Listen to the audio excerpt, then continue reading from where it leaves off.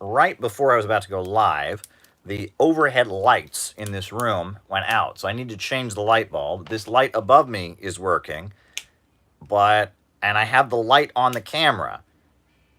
So I guess we'll leave it with the light above me, the little like lamp light, and the like tripod light going. We'll see how this goes. My face looks a little bit too red, but my face always looks red, right? That's the problem with being an Irish American. So there you go. I guess this is how we'll do it. All right. Glad to have you all with us. Welcome, welcome, welcome, welcome, welcome, welcome, welcome, welcome. Just thought I'd hop on here. Do a late night live since it is late tonight. Just kind of go over world events. Not planning to make a big dynamic speech or anything like that this evening. Just wanted to just have a little chat with everybody. So if you're just joining us now, or if you're new, be sure to hit the subscribe button. Be sure to hit the notifications bell. I know many of you are here because you got notifications. And on top of that, while we're at it, be sure to hit the like button. The like button is always great. Let's just have a little conversation here. The way this works is I give my opening remarks. Then after that, I do the roll call, and I call you out as I see you, names and locations. And then after that, I answer your super chat questions. Then we're done.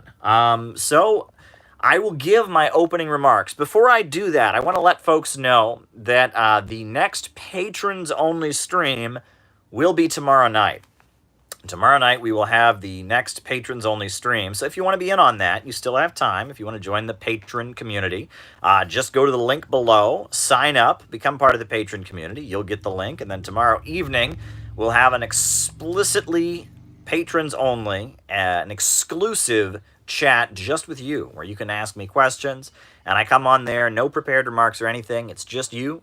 And I get on there and I answer your questions. It's a little intimate community, the patrons-only community. And we have a lot of fun on those patrons-only streams. So if you want to be in on that, by all means, sign up. And also, patrons tend to get a copy of my books. If you're a patron, I send you a book.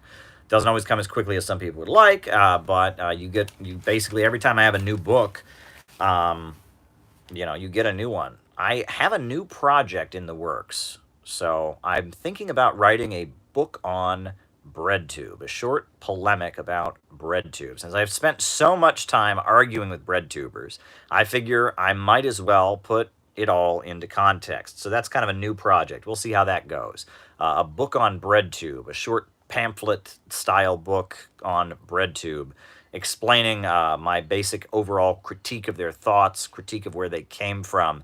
I think that would be good. Let's see how that goes. I wrote some of that this afternoon. I wrote a good opening section for such a book. So if a book does indeed come out of this, if I am able to write my BreadTube polemic, it might be a good thing to do. I feel like there's a lot of people that would buy it. I don't think there are many books for sale these days that have BreadTube in the title. So we shall see. But here I am, so glad to be engaging with all of you. So yeah, if you want me to answer a question, shoot me a super chat. I'll write it down, and that's how we'll roll. So now for tonight, folks, for those of you who may or may not be aware, the trial of the police officer who choked George Floyd to death is taking place. That trial is happening.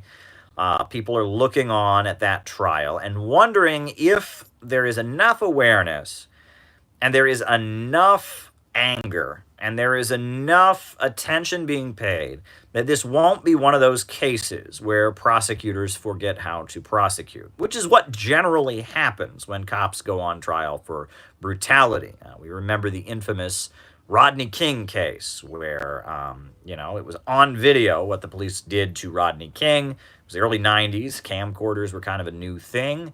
It was on video, the cops brutalizing Rodney King when they pulled him over. And despite everything, they got a change of venue. They moved the trial to a place where a lot of police officers live, a wealthier neighborhood outside of Los Angeles. The cops were acquitted. And then LA went went nuts. I mean, Los Angeles exploded. The LA Rebellion, the Los Angeles riots, as it's more popularly known. Very big incident that took place in the early 1990s. The LA Rebellion was kind of a big moment. The LA riots, right? People remember that. I was a child when it happened, and I have no memory of it happening. However, I do remember an event that happened shortly afterwards, which was the trial of O.J. Simpson.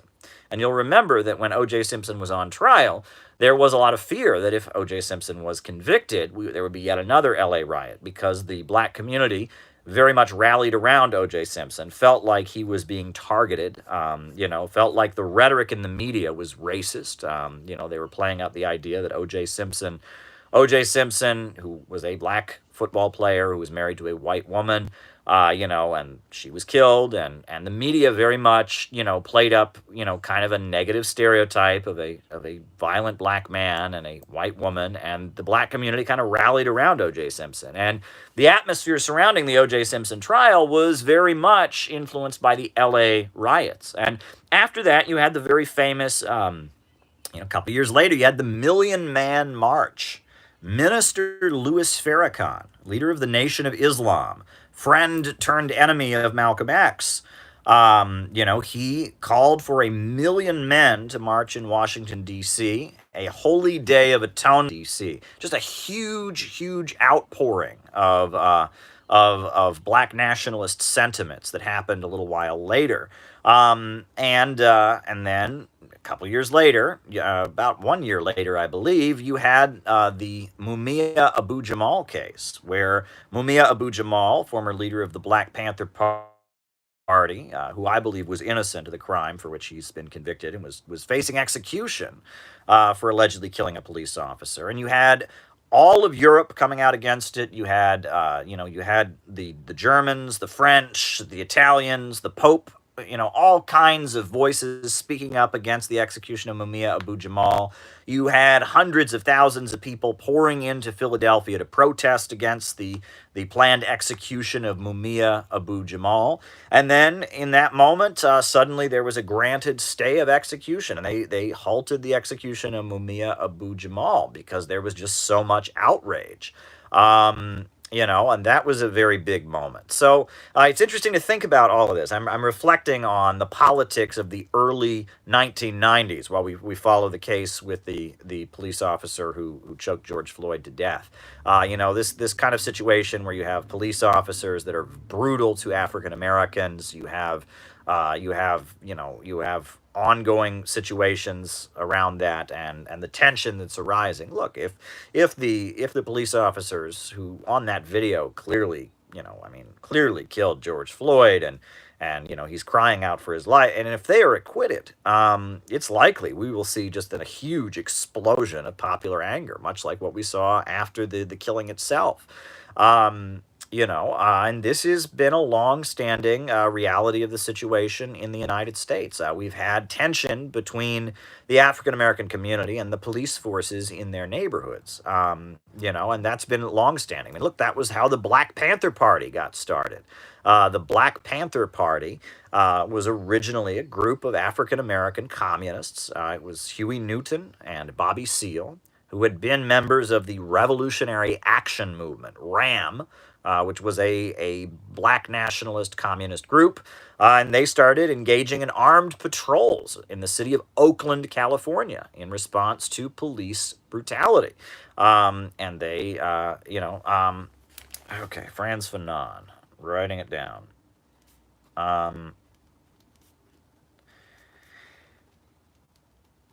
And they started patrolling the black community and making police very uncomfortable. It was a very small group at first, but then, in response to what they were doing, there was a proposed law in California to restrict the right of people to carry guns on the streets of cities.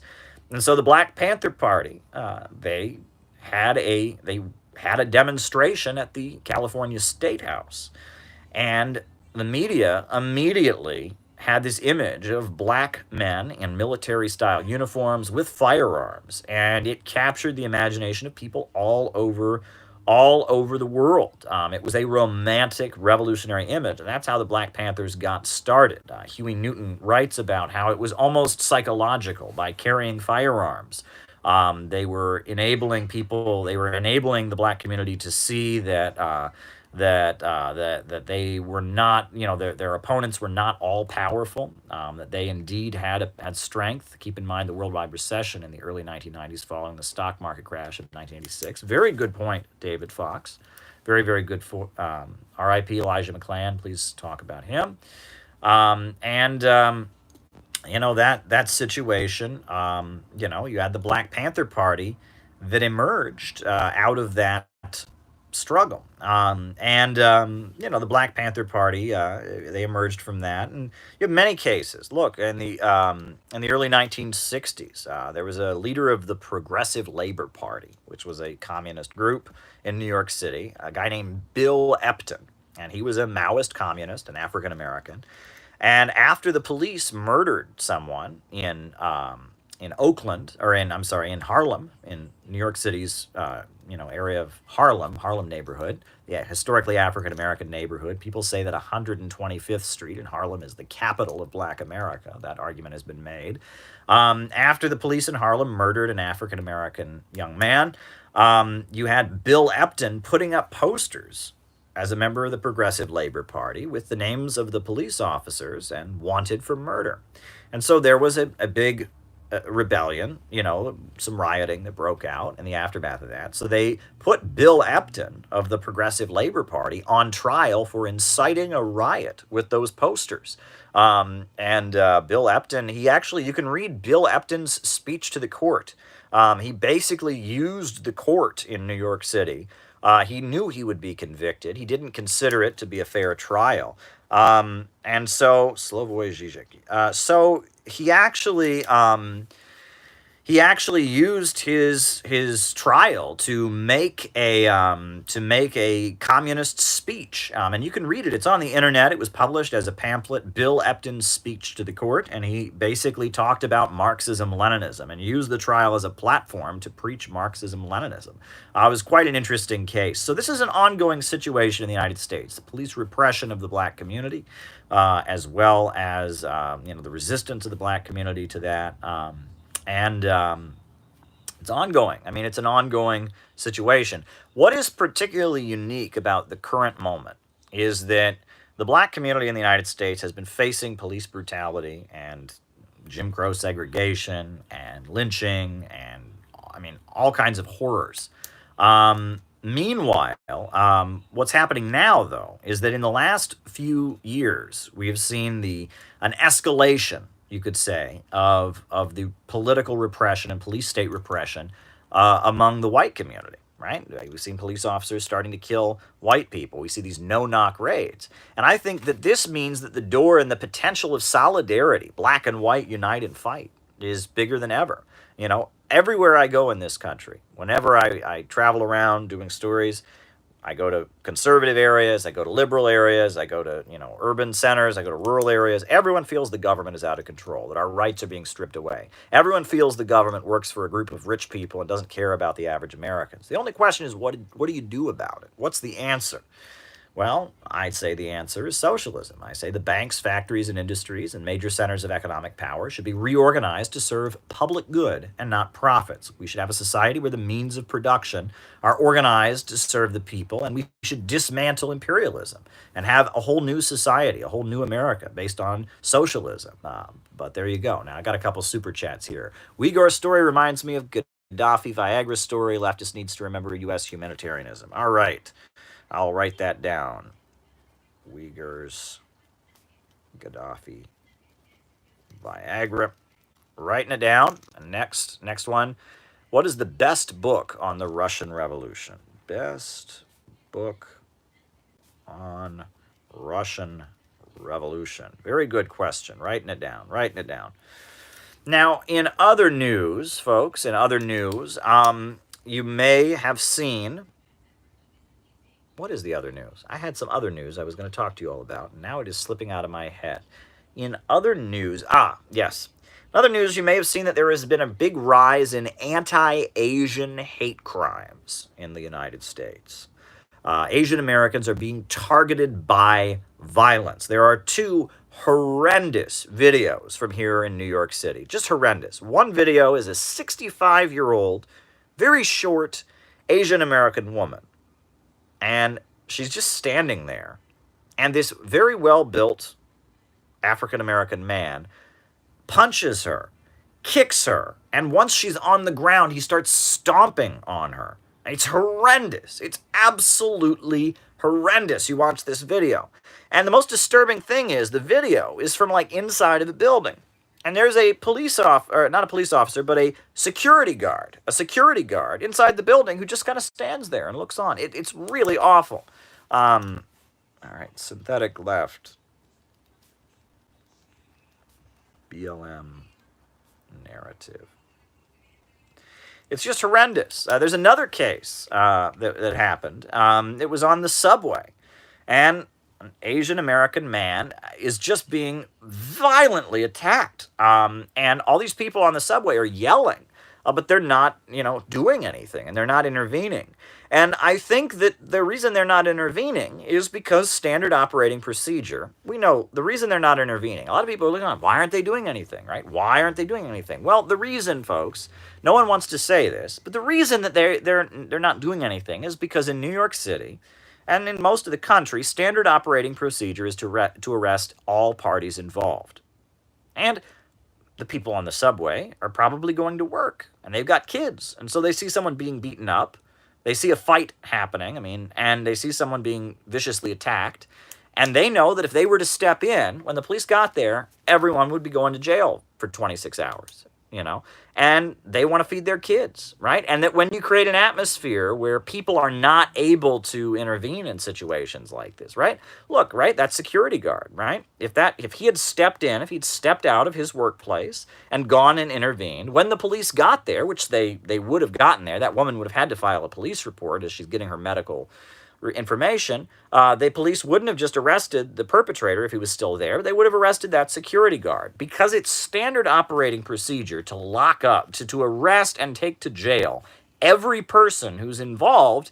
People are afraid to intervene in these kind of situations, and that's not good. It shouldn't be standard operating procedure to arrest everyone who's involved, right? But that's kind of how things work in New York City, right? The police, their orientation is if there is some kind of physical altercation, you don't just arrest the aggressor, you arrest everyone involved. And that is not a good situation. How to deal with the fact Asian Americans are anti-communist. I went to Stop Anti-Asian Hate Rally, and no mention of China bashing by the speakers. All right. I don't think that's necessarily true, and I'll address that during the discussion, because it's complicated. Asian Americans, anti-China. But look, I think that this China bashing, this escalation of the idea that what, did I miss another super chat? Spencer Ramon super chat. What is this? Thoughts on West Point cadet Spencer Ramon getting booted from the army for coming out as communist. Oh, I've met that guy. I'll talk about it. All right.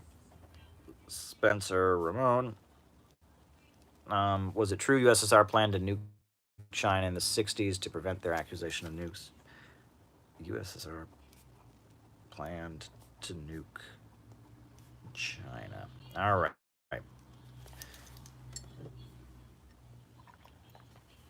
Alrighty. So yeah, look, we don't know the political views of the individuals who were targeted, right? And the perpetrators didn't know their views either, right? Successful Venezuelan socialist programs. And the perpetrators didn't know their views either. They just targeted the people on the basis of their race. But it's important to point out that Vosh, who is suddenly, despite being a doofus, despite not knowing anything about Marxist theory, despite being just some rude, obnoxious dude on the internet who believes in child porn, has suddenly been elevated to the voice of socialism. And Vosh, his position isn't that China is not socialist, isn't that China is just a country that he doesn't like or whatever. His position is that China is fascist, right? And he actually says that China is fascist. He equates China with Nazi Germany and with fascist Italy. He makes that equation, right?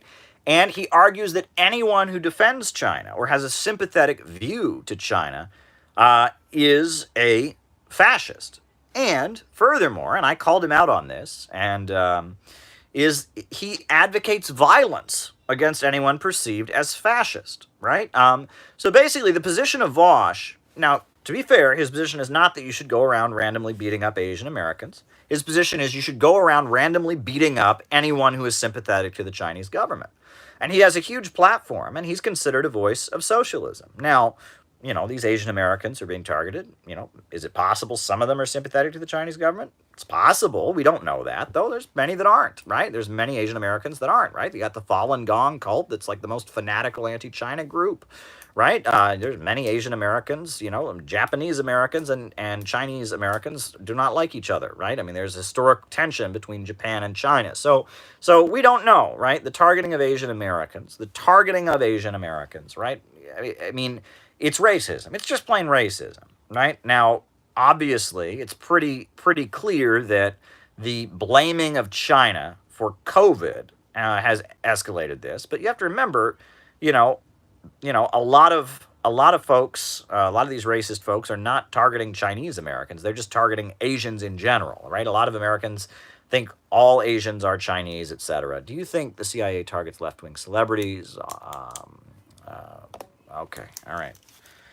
I see what you're saying there. CIA targets left-wing celebrities.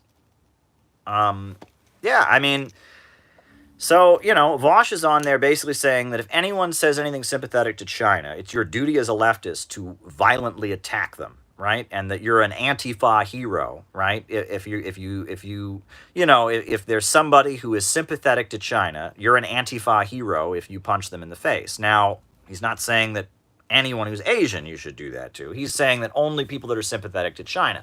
But it's interesting to think about, right? It's interesting to think about. Vosh may say he's outraged by these videos that we see of these horrendous hate crimes, but if somehow you were to establish that the victims were sympathetic to the Chinese government, then Vosh would be applauding and go, yeah, and that's what he's done. And he's incited violence against me.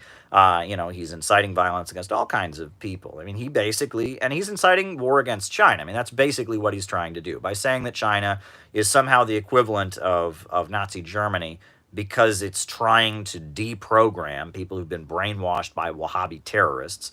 Look, folks, okay, let's just talk about these things, all right?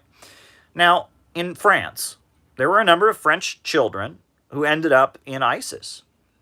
Their parents were in ISIS. They ended up in ISIS. Now, when they went back to France, what did they do with those kids? They just released them into the general population? Oh, you used to be in ISIS.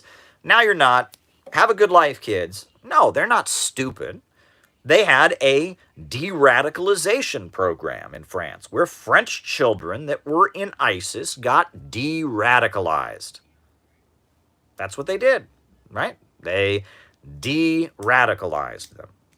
That's, in essence, what China is doing in the Uyghur regions, right? There's a big problem with terrorism, knife attacks, Wahhabi extremist groups. Right over the border is Afghanistan. In Afghanistan, you got Al-Qaeda and the Taliban, and there's been a big problem of terrorism in those regions. So they have set up what appears to be a de-radicalization program, where they take people who appear to be involved in Wahhabi extremist groups, and they, give them counseling, and they give them job training, and they de-radicalize them. Now, when France did this, we didn't think it was a big outrage, but when China does it, it's considered to be horrendous. It's considered to be unacceptable. I mean, it's pretty wild. It's very, very wild. Now, is it possible the way China is doing this is problematic? Sure, right? I mean, look, one policy that I've read, and I'll just be honest about this, right? I'm not a puppet for anybody, okay? I'm not a shill. People say that I'm a shill, And I'm not a shill, okay? I have my own views, right? I've been talking the way I talk now decades before I ever got paid to talk this way. And, one thing, I know one policy they do have in the Uyghur regions is that you can't have a huge beard. You're not allowed to have a huge beard. Because that's considered to be a Wahhabi thing. Now, look, I personally feel you should be able to do your hair and your beard however you want. If people want to have a huge beard, if people want to be clean shaven, if they want to have a goatee like me, that's their business. But, because the big, huge beards are associated with Wahhabism, they don't allow them in the Uyghur regions. Okay, well, I would say that's kind of a violation of civil liberties. So it's possible they could be doing something wrong. But I hear things about the Uyghur stuff that is so over the top and ridiculous and demonstrably false that it infuriates me. For example, I've heard that mosques are not allowed in the Uyghur regions. That's not actually true, right? In fact, the Chinese government is spending millions of dollars to build mosques, right? And, they've got whole seminaries and stuff where they're building mosques, they're training imams. And whenever I point this out on social media and I say, you said that they've banned mosques, right? And I can actually show you that the Chinese government is building mosques, then the response you'll inevitably get from these people is, well, they're not really Muslim mosques. That's just communism dressed up as Islam. No, there's a video of one of these idiots, one of these State Department, propagandist guys on there saying, he's an idiot. It's not really Islam. It's actually communism dressed up as Islam. I'm sorry, right? Catholic churches aren't really churches, see, because they're not fundamentalist Baptists, right? The Catholic Church isn't really Christian. Oh boy, right? Well,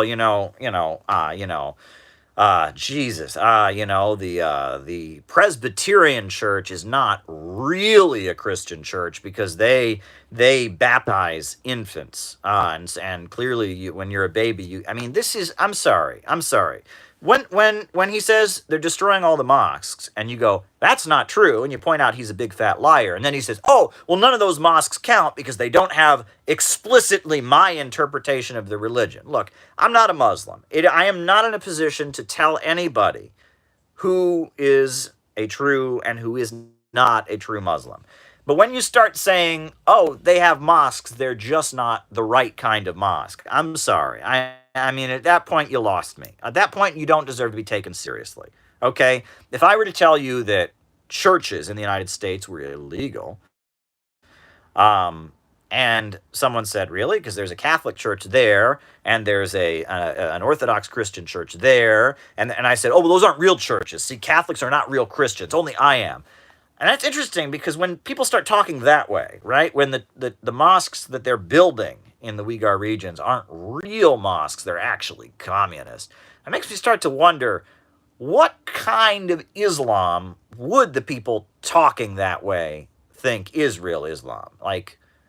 Interesting, right? Sounds a lot like what Wahhabis say, right? Now, one of the words that they use, people don't realize this, one of the words they use for Wahhabis is they use the word takfiri, right? Takfiri. Because Islam does not allow the murder of people. If you kill another Muslim, that's a takfir, right? It's a sin. But the takfiris argue that if you are an apostate, if you are a Shia Muslim, if you are a Muslim who they argue is not a true Muslim, then it's okay to kill you. So basically, this individual who's saying they're not real mosques, you have to wonder. Now, he's not saying to kill the people who attend these mosques. They're not real mosques. They're fake mosques. You have to wonder, is this guy a takfiri? And is this maybe why China has these programs? Now, I've seen people in the chat and Days of War is saying they are allowed to have long beards. Okay, well, maybe that's outdated information. I think I read an article in China Daily in 2017 that said that beards were not being allowed, but maybe they've changed the policy, right? That's good to hear. I think that, if they're allowed to have the beards, that's fine. But I read blatantly false things, right? And you can see there are whole CNN stories they've done about this Uyghur stuff. It's been debunked. Now, that doesn't mean China's not doing anything wrong. That doesn't mean that they aren't violating people's rights in some way or another. But to equate a de-radicalization and jobs training program with the Holocaust is very, very, very extreme, right? This Adrian Zenz guy that they have as their big source. Remember Adrian Zenz? He's this guy who is not credible at all, like not a scholar or anything, right? You know, so there you go. AOC and pro-imperialism, class essentialism. Okay, all right. AOC, class essentialism. Well, she says it's essential to go to class, right? Don't skip class. It's essential to get. I'm just kidding. That's not what she said. But there you go. I'll talk about that. Good times, good times. But seriously, so I mean, if you're going around equating China with Nazi Germany, if you're going around telling people that somehow the COVID-19 pandemic is a Chinese government conspiracy, I think you're creating an atmosphere where people are going to be violent, right? I mean, you're going to be creating an atmosphere where people get hurt. And the anti-China rhetoric, the anti-China, escalation, I mean, you can't separate it, right? The fact that Americans are randomly beating up Asian Americans when they see them on the street, and, our government has been trying to tell us that, look, okay, now, COVID, right? The latest report from the World Health Organization says that COVID, the cause of COVID was it originated in bats, but it most likely, according to the World Health Organization, got transferred to other animals and then to humans. So this idea that, it's the Chinese wet markets where people eat bats and people at these Chinese wet markets ate a bat and that caused COVID. That's not true, right? It most likely was transferred from bats to another species, a more commonly eaten species, and then to human beings. Now, that's the latest report. And look, and again, why aren't we allowed to discuss this, right? I mean, we got Trump administration officials trying to suggest it's somehow a big Chinese conspiracy. China, had a diplomat tweeted out an article from the Center for Global Research suggesting that maybe the virus originated in the United States, and it was this huge hubbub. Let's just look. Often the origin of diseases is very, very, very complicated and strange. Look, for years, it was believed, like up into the 70s and 80s, people believed that Native Americans brought syphilis to Europe. That Christopher Columbus and the Native American, Christopher Columbus had gone to the Americas and had sex with people, and that's where syphilis came from. Wasn't true. That was false. That's been debunked. But because syphilis, there was an outbreak of it in Spain around a certain time, people for years blamed Native Americans for syphilis. They said that when the Spanish went to the Americas, they started having sex with Native Americans, and that's where syphilis came from. Turned out that was false. That was fake news, right? And I mean, up into the 70s and 80s, that was assumed to be true. Turned out, fake news, right? That actually syphilis came from Europeans, white Europeans who were having sex with sheep, right? That shepherds, right? They would be out there and they'd have sex with sheep. They would get syphilis, and it didn't come from Native Americans, I mean, and look, it was not, that's just not true. It came from Europeans who were, being inappropriate with animals, right? And it was probably, just one or two people, and they did it with a sheep and then did it with a person, and that's where syphilis came from, right? So for years, the story that everyone believed about where syphilis came from turned out to be debunked. It wasn't actually that. It took years for people to figure that out, right? Often the story of where disease, look, AIDS, right? The origin of the AIDS crisis. People still debate where AIDS came from, right? That it came from monkeys, and was it, there's different theories, were people eating monkeys, there's different theories about where AIDS came from, and new information comes in. So with COVID, right? I mean, okay, they say it originated from bats, and somehow it got from bats to other animals to people. Where? Who the hell knows? Who the hell knows? And 100 years from now, there might be somebody with a different theory about this. Communist mayor, Daniel Jadu in Chile going for president, going next president, doing great things for people, but old people afraid U.S. will do like Allende. All right. Communist candidate in Chile. All right. So look, with diseases, the history of diseases and pandemics, there's a lot of different theories, and they change their views all the time. They change their views all the time. There are different theories out there, and that does not, one thing doesn't necessarily mean something else. So there you go, folks. Yeah. Any other news items worth talking about? The Suez Canal is open again. The Suez Canal is open once again. Did you know that? The Suez Canal is now open, right? But it's still backlogged. All the ships that were waiting to go through it, they're still going through. So it's not clear yet. It's like, it's like the traffic jam. It's kind of like the traffic jam, right? So there's when there's nothing moving, the accident that's like blocking the highway, right? And so the traffic just builds up and builds up and builds up. Well, now they finally cleared the accident, right? So now things are starting to move, but you still got the backlog. But yes, the Suez Canal is open. Things are getting through. What else is new in the world today? What else is new? Anything else I should talk about before I conclude my opening remarks? We've been going for a little while here, right? We talked about the Uyghur situation. We talked about anti-Asian hate crimes. What else did we talk about? At the beginning, I think we talked about police brutality and the ongoing trial of the killer of George Floyd. Our eyes on that situation and what's going on there, how the country could once again light up with riots and rebellions, if not the case. There you go. Biden said President Harris during the press conference. Shocker. Not the first time he's made that mistake. I wrote a whole book about Kamala Harris. Not her biggest fan. Not a big fan of Kamala Harris. In other news, we got kind of a vaccine war, practically. I mean, it seems like the United States is working very, very hard against the Russian vaccine and against the Chinese vaccine, and that's not good, right? I want as many people vaccinated as possible. I will get vaccinated as soon as I can. My wife's already vaccinated. She's very happy. She was able to get vaccinated, I mean, why in the world would we not want people to get vaccinated, right? Why would we be doing that? Do you believe in humanity's ancient quest for immortality? On a cellular scale, how far should the lifespan stretch, forever or just longer? Humanity's quest for immortality.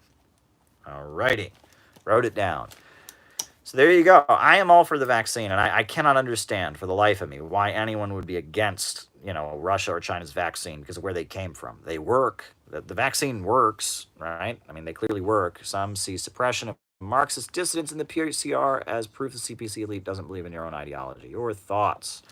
I've talked about that before, but I will talk about that again. That is a topic I've addressed before, but that's okay. Alrighty. Thoughts on needing a vaccine passport to be in public places? A vaccine passport. All right, folks. Well, other news. Well, I'm, back at work, was at the office yesterday and today. Been exercising, which feels good to be exercising once again. I went to the gym today and I just had a burst of energy, and that felt good. I was lifting those weights, and I was on that elliptical machine, and that felt great.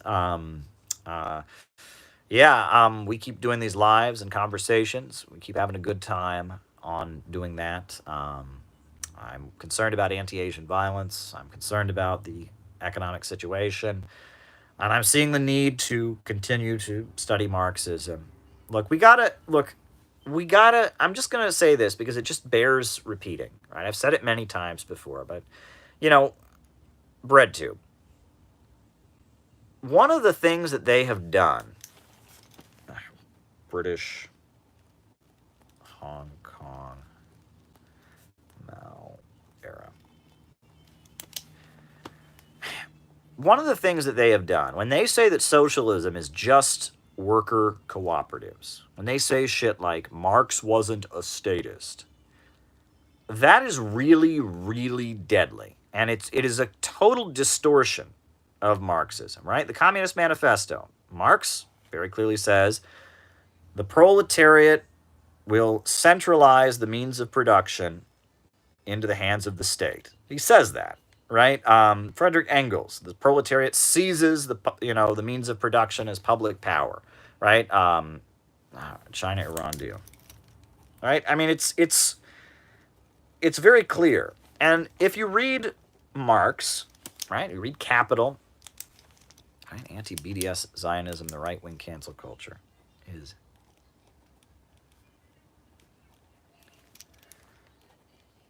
cancel culture. That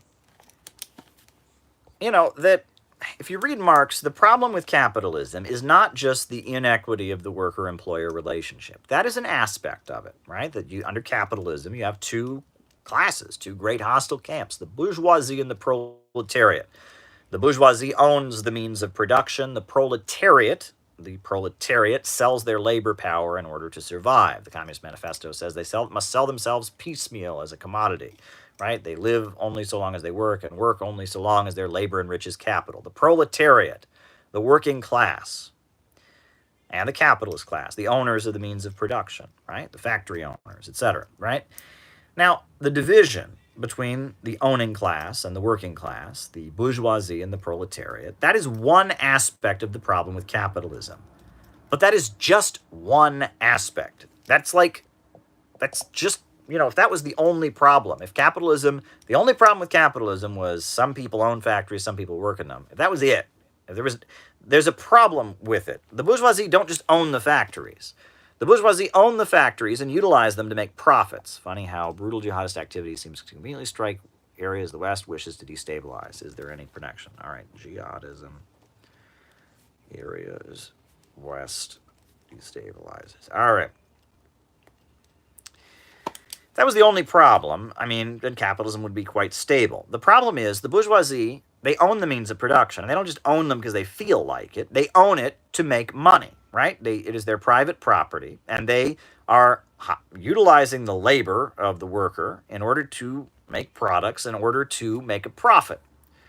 Right? And that leads to frequent economic problems, like overproduction. The capitalist is constantly driving the worker to produce as much as he possibly can, right? Pay him as little as he possibly can, replace labor with machines. Pretty soon you have a market glutted with products that cannot be sold. Right? The capitalist looks to replace jobs with technology. The worker can never buy back the product he produces. The wages of the worker are never enough to buy back the product, right? And so at the end of the day, the worker is also the consumer, and capitalism is a naturally unstable system. It is a naturally unstable system. And that is a huge, huge part of Marxist theory. I appreciate the education. Well, thank you, Andy. That's a huge part of Marxist understanding, is that the problem with capitalism is not that it creates growth. The problem is that capitalism holds back growth. Under capitalism, abundance creates poverty. Let me repeat that. Under capitalism, abundance creates poverty. Right? Under capitalism, people become homeless because there are too many houses. Under capitalism, people become hungry because there's too much food. I've oftentimes shared this, but it's called the coal miner's riddle. It's from the 1920s. It's a story that the Soviet Union circulated to explain the basic Marxist critique of capitalism, right? So there's a child. He says to his father, "Father, why is it so cold?" And the father says, "Because we don't have any coal." The child says to the father, "Father, why don't we have any coal?" The father says, "Because we can't afford any coal. We don't have any money." The child says to the father, "Why don't we have any money, father?" The father says, "Because I used to work at a coal mine, but I lost my job. I got laid off from my job at the coal mine.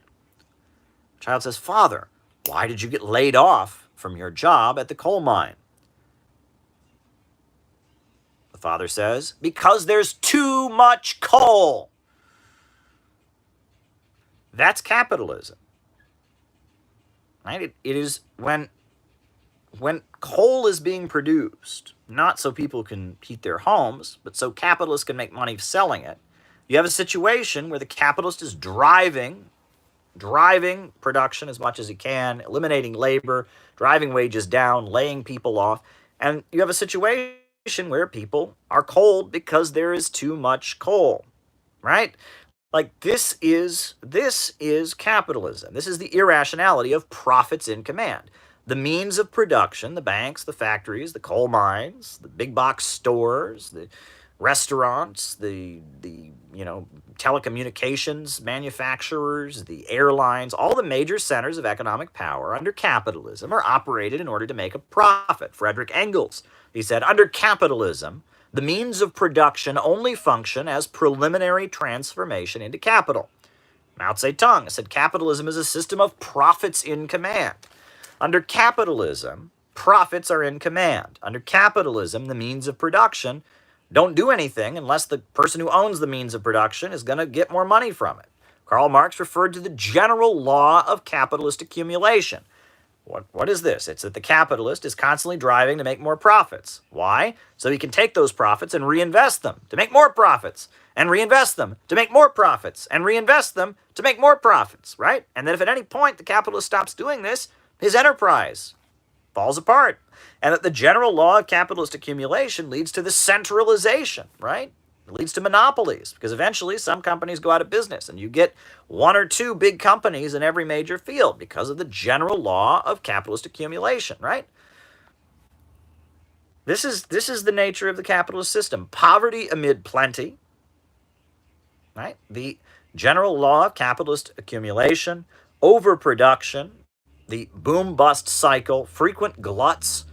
This is the problem of capitalism. Read Socialism, Utopian, and Scientific, right? Socialism, Utopian, and Scientific. The third section, right? The first section of this, probably the most important book in the history of Marxism. Socialism, Utopian, and Scientific. Because that is where Frederick Engels explains in a quick 3-part essay exactly Marxist theories. He starts out, talks about utopian socialists and how when capitalism emerged, you had all these people that said, hey, it's bad, and started trying to build little cooperatives and communes, and that wasn't the answer.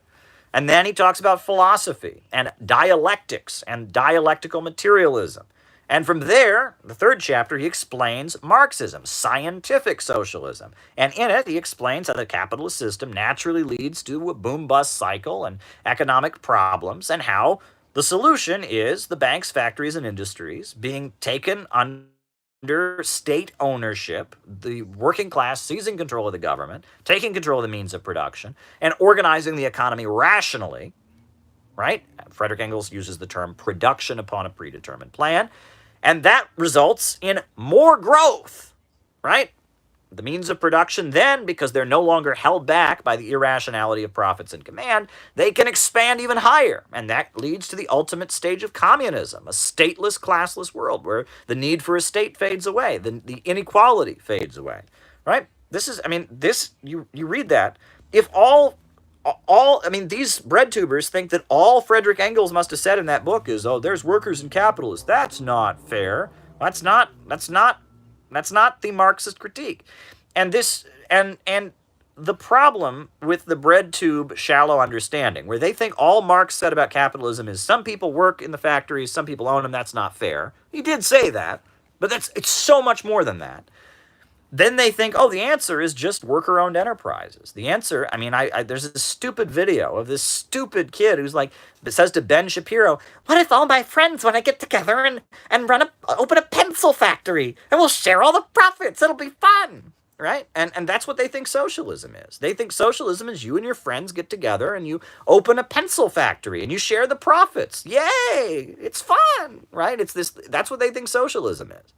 And the problem with that is that you're not overcoming the problem of production for profit, right? Even if all the workers are paid a share of the profit rather than a wage, even if that's what even if that is what you do, that worker cooperative is still going to try and maximize its profits. And that worker cooperative is going to try to produce those pencils as efficiently as possible. Efficiently as possible. Furthermore, the fewer people who work at that cooperative, the bigger your pay is, right? The more people there, you're going to have to divide your share with other people, right? So you're still going to have technology eliminating jobs. You're still going to have gluts of overproduction. It's still production for profit. It's still the anarchy of production. In order to resolve the problem of the anarchy of production, you need a state centrally planned economy. Right? This is basic Marxism. Socialism, utopian, and scientific. The poverty of philosophy, capital. All of these things talk about this. The falling rate of profit. The general law of capitalist accumulation. There's this whole world of Marxism that these bread tubers don't ever care to discuss, and the reason they don't care to discuss it is because when it gets down to it, they don't want to oppose neoliberalism. Stepping up and saying that the state, should take control of the means of production, that we need a government of action to fight for working families, that's dangerous. When Pencil Factory Kid gets up with Ben Shapiro, you can find the clip. Pencil Factory, socialism is just owning a pencil factory. And what does Ben Shapiro say to him? He says, if you want to open a pencil factory, we won't stop you. And that's generally the libertarian response, right? If you want to start a worker-owned business, go right ahead. Right? And that's true, just like in socialism, utopian, and scientific, right?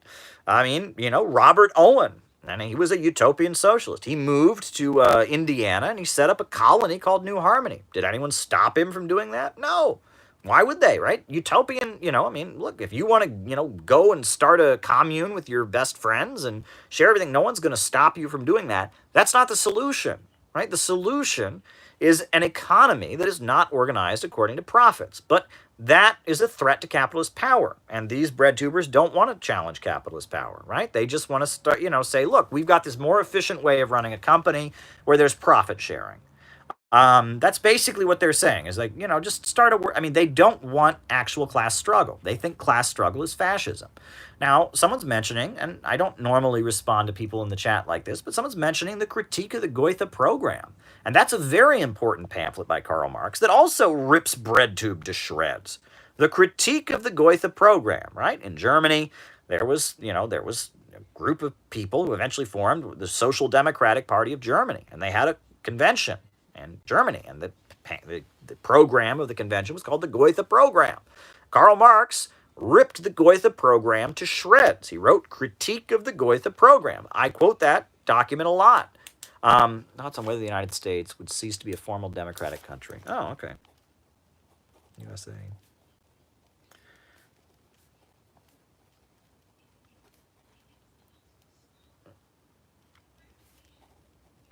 And the Critique of the Gotha Program, one thing that Karl Marx criticizes is that in the Critique of the Gotha Program, one of the phrases that is used is the redistribution of wealth. And Karl Marx says we're not for the redistribution of wealth, we're for the changing of property relations. It's not about redistributing the product the worker produces, or even the profits from what the worker produces.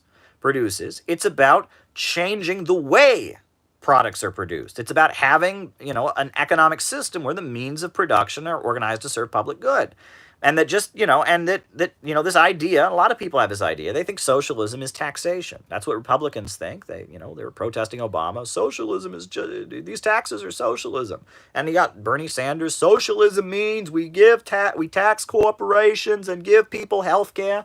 It's not socialism.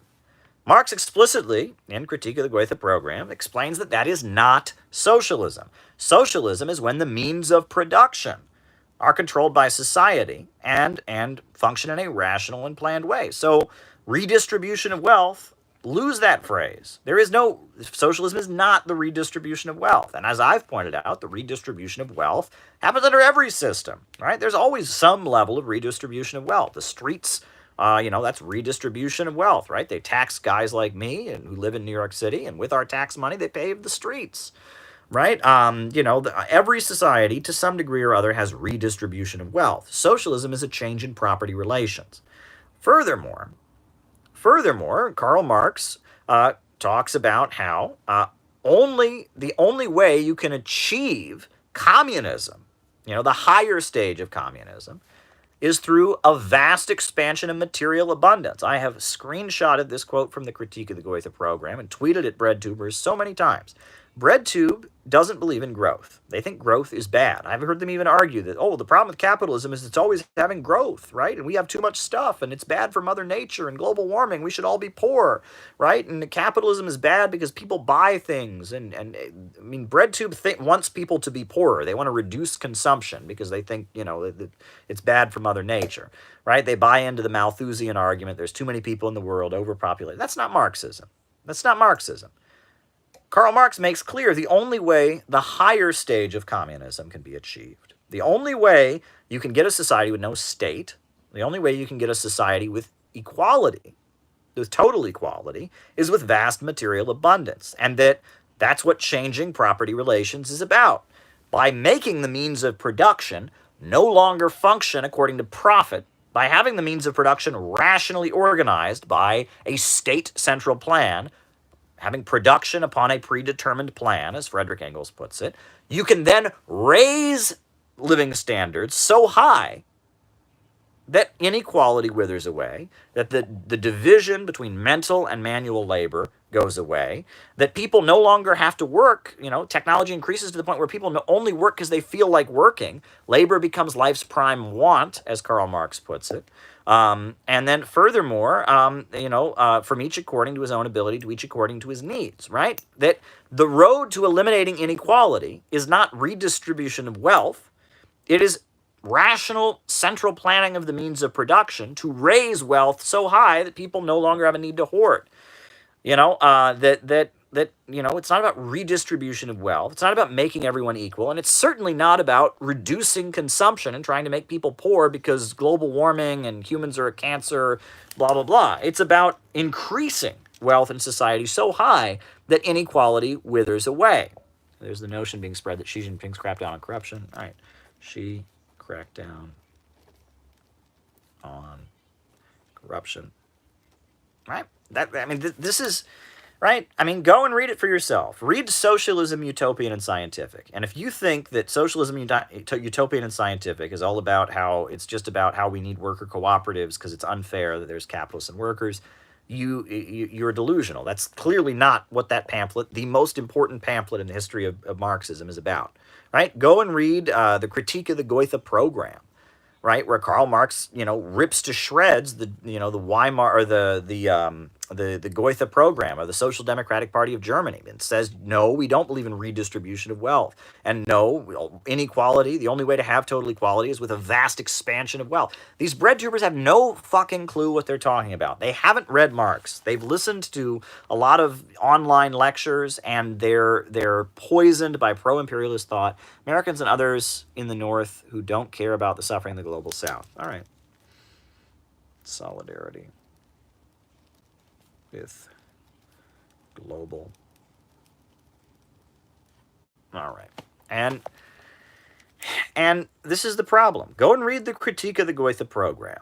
Right? Go and read Socialism, Utopian, and Scientific. Go and read The Poverty of Philosophy, Marx's critique of Proudhon, the anarchist, right? These folks don't understand Marxism, right? And they believe in something that is basically not a threat to the status quo. Look, right? What would happen if you, me, and 5 of our friends got together and tried to start a worker-owned pencil factory? Would the FBI come and arrest us? No. Would anything happen? No. Would the capitalist class resist us in any way? No.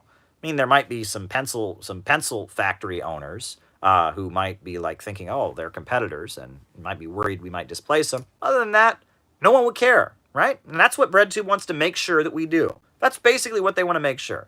They don't, but imagine that a mass movement were organized. There was a candidate running for office who had the support of millions of people. And when he got into office, he was going to make the oil companies public property. He was going to make the banking system public property. He was going to mobilize the population. Imagine that someone was running for office on my platform, right? Which I've said, right? This is my 4-point plan, my 4-point plan for transforming the United States, right? Imagine this, right? I have said that if you wanted to transition the United States towards socialism, you would take these 4 steps. Step number 1, a mass program of reconstruction. All the unemployed young people would be immediately hired to start building, paving the roads, building new water treatment systems so kids aren't drinking lead in their drinking water, building new power plants, building new universities, building high-speed railway, restarting the space program, right? There would be a mass government reconstruction, something that would make what Roosevelt did with the Works Progress Administration like child's play, just a mass state-led mobilization to rebuild the United States of America. That'd be step 1.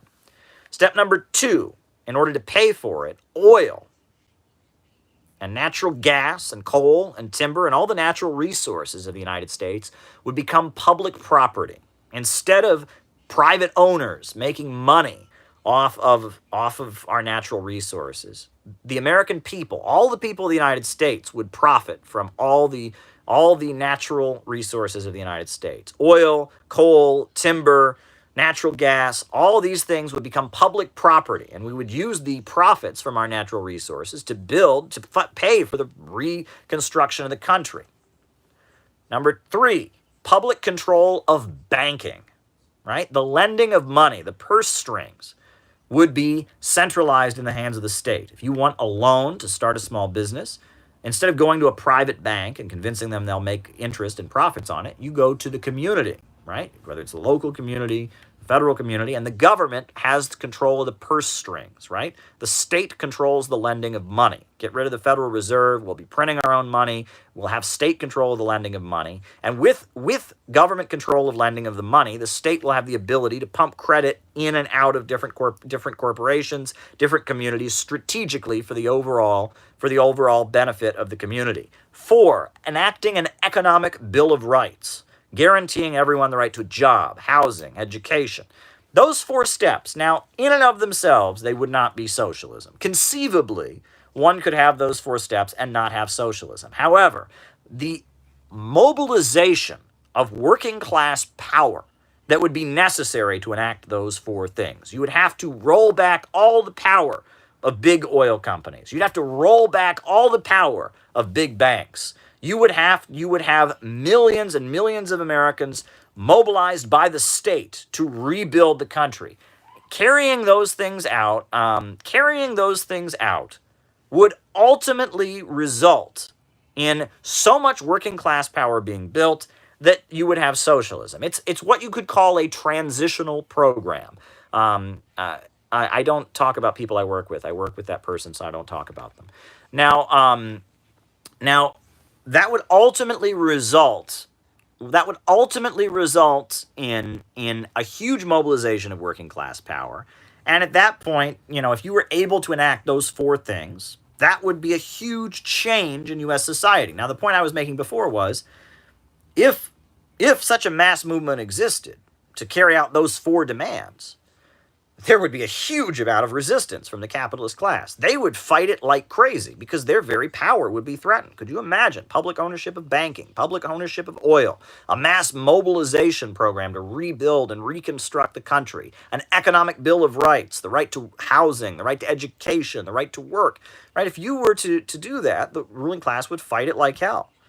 Meanwhile, if you just open a pencil factory with your friends, right? If you try to, start some new companies that are like technically, have an employee stock ownership program, they're not going to fight you. They don't care about that, right? That's the difference, right? What BreadTube is opposed to is any program that would actually challenge capitalist power, right? And that's really what it gets down to, right? They don't want to challenge capitalist power, right? The big oil companies, the big banks, the big entities that dominate the U.S. economy, those entities are the entities that are engaging in they are the imperialist monopolies, right? They're the entities. That's the reason we blew up Iraq. Iraq was an oil-producing country that was in competition with Wall Street oil companies, right? It's the reason we have sanctions on Venezuela and Iran and Russia, right? And that is the essence of imperialism. You talk about big oil companies, you talk about big international bankers, you talk about huge multinational corporations. That is that is the nature of capitalism and imperialism. But just starting your worker-owned pencil factory, and you just start your worker-owned pencil factory, that does not challenge imperialism. And that's why BreadTube is urging people to talk about that, right? And that's why they go as far as saying not only do they not advocate, having a government of action that fights for working families, not only do they not advocate a mass working class movement to roll back capitalist power and fight for average Americans, not only do they not advocate that, they think you're a fascist if you advocate that. They call that class reductionism, right? If you talk about the fact that, that children are drinking lead in their water, if you talk about the fact that roads are unpaved, if you talk about the fact that wages of Americans are going down, you're a fascist. They say that's class reductionism. All you're allowed to talk about is how Republicans are transphobic. All you're allowed to talk about is how Donald Trump is a Nazi and how there's this, if you listen to Donald Trump's speech backwards, it means kill the Jews and it's anti-Semitic. And that's all they want to talk about. Republicans are Nazis, culture war, Christians are bigots and racists, and that's all they care about. They want to wage a culture war against Republicans, and worker-owned pencil factories are good. That's all they talk about. And if you actually talk about an actual Marxist program to change property relations, they think you're a fascist. And also, right, what is the ruling class of the United States doing right now? It's impoverishing the working families of this country, driving wages down, destroying living standards, destroying lives with opioids. Well, according to BreadTube, that's a good thing, because then they're consuming less, right? If you drive people's wages down, you're reducing consumption, which is what they want to do. If you read what the Green New Deal says, AOC and all of them want to reduce consumption, right? That's what they want. They want to reduce consumption. That's what they want, right? They don't want living standards to increase, right? They don't want living standards to increase, right? They think that there's too much consumption, right? They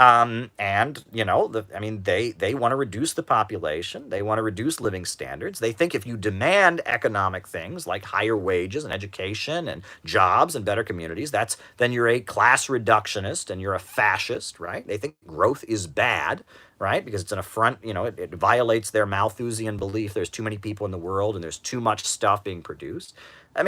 What they believe is completely antithetical to Marxism. Completely antithetical to Marxism. They think what they want, reducing the human population, reducing living standards, opposing any kind of state central plan, rolling back the wheels of history, and instead, while you're doing that, while you're reducing consumption, rolling back the wheels of history, while you're doing that, having worker-owned, cooperatives, having, little worker-owned businesses in neighborhoods, that vision is completely contrary to everything Marx stood for. Marx believed in historical progress. Marx believed in raising living standards. In fact, Marx believed in raising living standards so high that you could not have a government, that you could have so much abundance that all inequality would fade away, right? Marx believed in having the means of production operate upon a state central plan. That's Marxism. That's Marxism. So, what these folks are advocating is an ideology that is completely contrary to everything Karl Marx stood for. It's very destructive. And what's particularly dangerous is that they basically claim that anyone who advocates state central planning of the means of production, anyone who wants to raise living standards, is a Nazi. Anyone who talks about class struggle, that's class reductionism, right? If you talk about class struggle and the working class, and raising living standards, and that means you're a Nazi, you're a class reductionist, right? If you want to raise living standards, that's hurting Mother Earth and it's an affront to Mother Nature, right? If you believe in growth, that's bad. Capitalism and growth is bad. What these people believe is completely contrary to Marxism, completely contrary to Marxism. So it needs to be challenged, right? And when they say that you're a fascist, if you believe in what Karl Marx actually believed, right? What they're doing is they're trying to incite violence.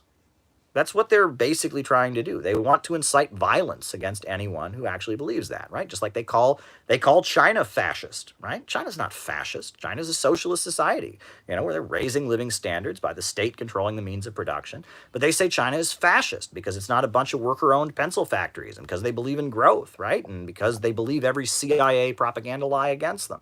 So they say China's fascist. If you support China, you're fascist. If you advocate a real socialist program for America, you're fascist. And basically what they want is they want to make it so anyone who has a genuine Marxist program gets violently attacked and beaten up by the right wing or by Antifa. And that's what they want, right? And that's why they've spread all kinds of nasty lies about me. That's why they have viciously targeted all kinds of people, right? That's why they're doing it, right? They want, what's this here? You have to put to rest most of my fears about finite growth. Okay, yeah, all right. Finite growth, writing it down. And what they are trying to do, right, is, it's funny because it's like they call all kinds of people fascist, right? Everyone's fascist, right? If you support Russia, fascist. If you support China, fascist. You support Venezuela, fascist. You support Iran, fascist, right? If you don't vote for Joe Biden, fascist. Everyone's fascist. Everyone's fascist. Fascist, fascist, fascist, fascist. Everyone's fascist. But if you look at what they want, right? Reducing the human population, driving down living standards, engaging in violence against anyone who actually believes in Marxism, and that sounds a lot like fascism to me. For a long time, it's funny because, with the Antifa stuff, I used to be very, very supportive of that kind of thing. When I was an activist, I was in a Marxist group, and we took the position, when it comes to the Antifa stuff, I'll just address that before we conclude. We took the position that, any act of, I think it was written someplace that any act of violence against a fascist was an act of self-defense, right? That was the position we took, right? And don't give them their freedom because they won't give you yours. And it was, and I went to many anti-fascist demonstrations, and we were very excited about it, and, shut down the fascists, that was our attitude. Well, I stopped I realized that political group I was in was going nowhere. My career started to expand, and that group was not going anyplace. And so I was working in media. And suddenly I wasn't in the protest cage getting all rah-rah with other leftists. I was actually standing outside the protest cage. And I realized something, right? I realized that these fascists, they had bad beliefs, right? They advocate racism and white supremacism, and they're wrong. But when these demonstrations happened, right, the fascist ideas got out there. They would be on bullhorns spewing racism, and meanwhile, the left were just people with masks over their faces being violent. And immediately when Antifa would show up, Antifa would immediately give the right wing even more attention, right? Look at us, we're victims. We just tried to speak, and these people suppressed us, and it's awful. That's basically what they would do, right? It was just, oh, we're the victims. We're oppressed victims, and we're oppressed victims, and we can't speak. We're being suppressed, and they would pretend that they were the victims. And all kinds of media would pay attention to the fascists and talk about how they were victims, and how they were being persecuted, and how they were poor oppressed. Meanwhile, leftist ideas never got shared. The arguments of the fascists would never get refuted, ever. You would never hear a refutation of these fascist beliefs. Never hear a response to them. And so the fascist ideas were getting more widespread. Meanwhile, the left just looked like a bunch of just a bunch of people in masks who were suppressing them.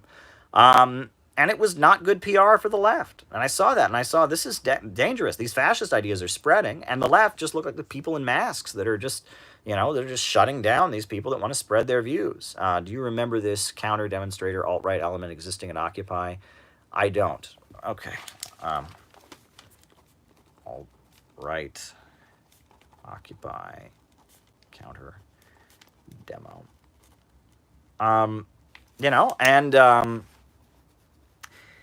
And so, it was not good. And so I said we need to debate these fascists. And so I had a debate with a fascist, with Augustus Sol Invictus, who was a white supremacist. And we had a debate. And in response to that debate, I got death threats. And Antifa said I was a fascist collaborator because I argued against Augustus Invictus's ideas and ripped them to shreds. You can watch the debate. Julian Assange watched the debate and he shared it. He shared the debate. He tweeted it out. Julian Assange tweeted it out. And I thought it was very, very interesting that, here I am trying to refute fascist ideas. Antifa just basically helps the fascists feel like victims, and gets them attention, doesn't refute their arguments. And then I go and actually do refute their arguments, and these people then threaten me with violence. What's going on here? What's going on here? And I thought about it, and I realized that Antifa isn't helping. It's not helping, right? There's the Battle of Cable Street. In the 1930s, in Britain, there was Oswald Mosley, who was a fascist, and he was engaging in fascist violence, and he wanted to have a march through a Jewish neighborhood. So the communists came together, and they said, "You shall not pass." And that was a different kind of situation. Mosley was, getting ready to take power. He was building a fascist movement. And so there was a mobilization of working people to stop him. And I think that was a good thing, right? There was a similar action in New York City when the German-American Bund spoke, but that was a different time. Nowadays, these fascists generally, what they do is they go around speaking and putting out fascist ideology. And they go around putting out fascist ideology and spreading fascist ideas because there's a lot of people that are angry. And they're angry about capitalism, about the fact that the roads are unpaved, the fact that there's no, the drinking water is falling apart, the fact that, living standards are going down, that wages are decreasing. And, the fascists agitate around these things and blame it on Jews and blame it on, immigrants and are trying to, they just do what fascists do, right? That's what fascists always do. Well, they agitate around that. And the the Antifa element has basically made it their mission to make sure their arguments never get refuted, and to, and basically make sure that the only people that speak to these demands are the fascists. Because look, we know that, look how I've been targeted, right? Because I get on here and I don't just call people transphobic for 2 hours, right? I actually talk about economics. I must be a fascist because I believe in a centrally planned economy. I must be a fascist according to these people, right? So basically what they're trying to do is get it into average Americans' heads that if you actually are mad about economic conditions, you must be a fascist. And it's very, very scary. It's very, very scary. What Antifa is doing and what BreadTube is doing is a lot like fascism. They're trying to stamp out any anti-capitalism. That's basically the situation, right? That they're equating any anti-capitalism with fascism. They're accusing anyone who criticizes capitalism of class reductionism, right? And they're then saying you're not allowed to actually argue against fascist arguments. You should only respond to quote unquote fascism with violence. It's very scary. I'm at the point where I don't think what Antifa does is good. It's not good what Antifa does. It doesn't help. And honestly, the fact that I'm somebody who spent years, I was going to court with police brutality victims in Cleveland long before Black Lives Matter had ever been tweeted. But yet, they work very, very hard to tell people I'm in the Klan and I'm a white supremacist when I'm clearly not. It's clear what's going on. I think that there is a left fascism, if you want to call it that. There is a fascism of the left that has emerged, right? It is a variant of fascism. And that synthetic leftism is a variant of fascism. They're trying to build a mass movement to exterminate all critics of capitalism, all anti-imperialist voices with violence. And that's fascism, right? That's what Hitler did. He took power and he exterminated all the communists, right? And that's basically what BreadTube wants to do. If you are actually a communist, if you put forward a communist program, you should be exterminated. If you defend China, you should be exterminated. That's what these people believe. If you have anti-imperialist views, if you don't believe everything about the CNN says about the Uyghurs, you should be violently exterminated, right? That's what they believe. That's what Vosh said. He said that. I said, you're advocating violence against, and he said, just you, basically saying that because I didn't agree with them about the Uyghurs, I should be killed, right? That's what they believe. That's fascism, right? Wanting to drive down living standards, fascism, right? Wanting to roll back the wheels of history, fascism. Wanting to reduce the human population, fascism. There is a fascistic edge to the synthetic left, okay? And we need to be very clear about that. All right. Labor theory of value, billionaires. All right. We need to be very clear to hedge fund billionaires. We need to be very clear about that. All right? And we need to realize that. I have said that the two greatest dangers to working families in the United States in terms of ideology are libertarianism, and synthetic leftism. And ultimately, those two ideologies, libertarianism and synthetic leftism, basically have the same goal. Make sure that the state does not intervene to protect working families, rail against any effort to use the state to improve people's lives, and basically emphasize individualism above all else, right? Synthetic left emphasizes social individualism. Libertarians emphasize economic individualism. But at the end of the day, that's basically what it's about. And it's toxic. It's dangerous. So there you go. Didn't realize I was going to end up talking about that, but why not? Okay, simple first world policy we can advocate for. Well, I gave you those four steps earlier. I've repeated my 4 steps about a mass program of reconstruction, public control of oil, public control of banking, and an economic bill of rights. That's my program, a government of action to fight for working families. I've said we need a government of action to fight for working families. We need a government of action to fight for working families. Those 11 words should be everywhere. We need a government of action to fight for working families. We need a government of action to fight for working families. We need a government of action to fight for working families. We need a government of action to fight for working families. We need that slogan to be everywhere because that is what we need. We need a government of action to fight for working families. This notion that the government is best, that governs least, that the state doesn't have a duty to raise people out of poverty. I have said before, and I'll say it again, that if a child, right? If they're not being given proper food, they're not being given proper clothing by their parents, they're not being looked after, the parent gets arrested for criminal neglect. Did you know that? Because the parent's not doing what they're supposed to do. The parent is obligated to care for their child. If they're not doing it, that is criminal neglect. Right? I argue that the government of the United States is guilty of criminal neglect. Right? I argue the state has a duty to raise living standards, to mobilize the population to build, to unleash human creativity and growth. And the government of the United States at this moment is guilty of criminal neglect. And instead of having a weak, pathetic, libertarian government that sits back as the population gets poorer, that allows private companies to make profits from opioids and prisons and wars, what we need is a mobilization of the working class and a government of action to fight for working families. Thank you, Alex. I'm glad you like the slogan. That's what we need. We need a government of action that will fight for working families. We need popular power. We need millions of Americans in motion to push back against the power of the rich. We need state power to serve the working class. We need a government of action to fight for working families on a bumper sticker, and I will buy it. Well, thank you, Captain Waffles. That's a good idea. I'll have to figure out how to go about doing that. But yes, we need that slogan to be everywhere. We need a government of action to fight for working families. That's what we need. That's what we need.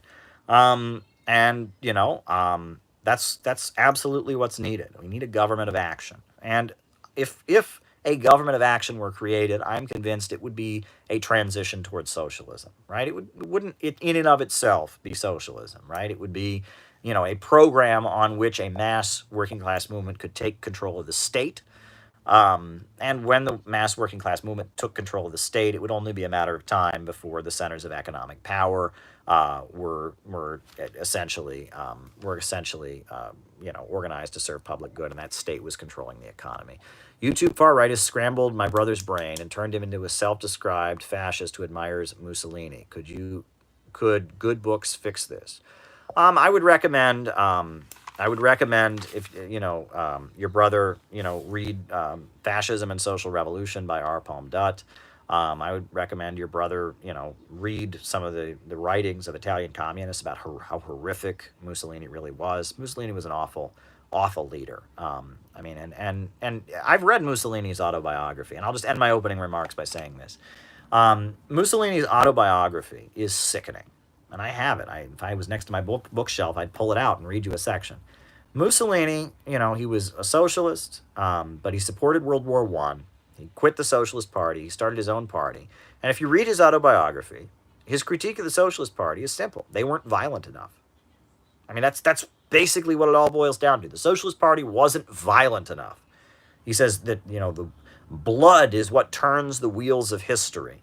Blood is what turns the wheels of history, and it's all about killing and violence. And fascism is the cult of action, right? It's this cult of it doesn't matter.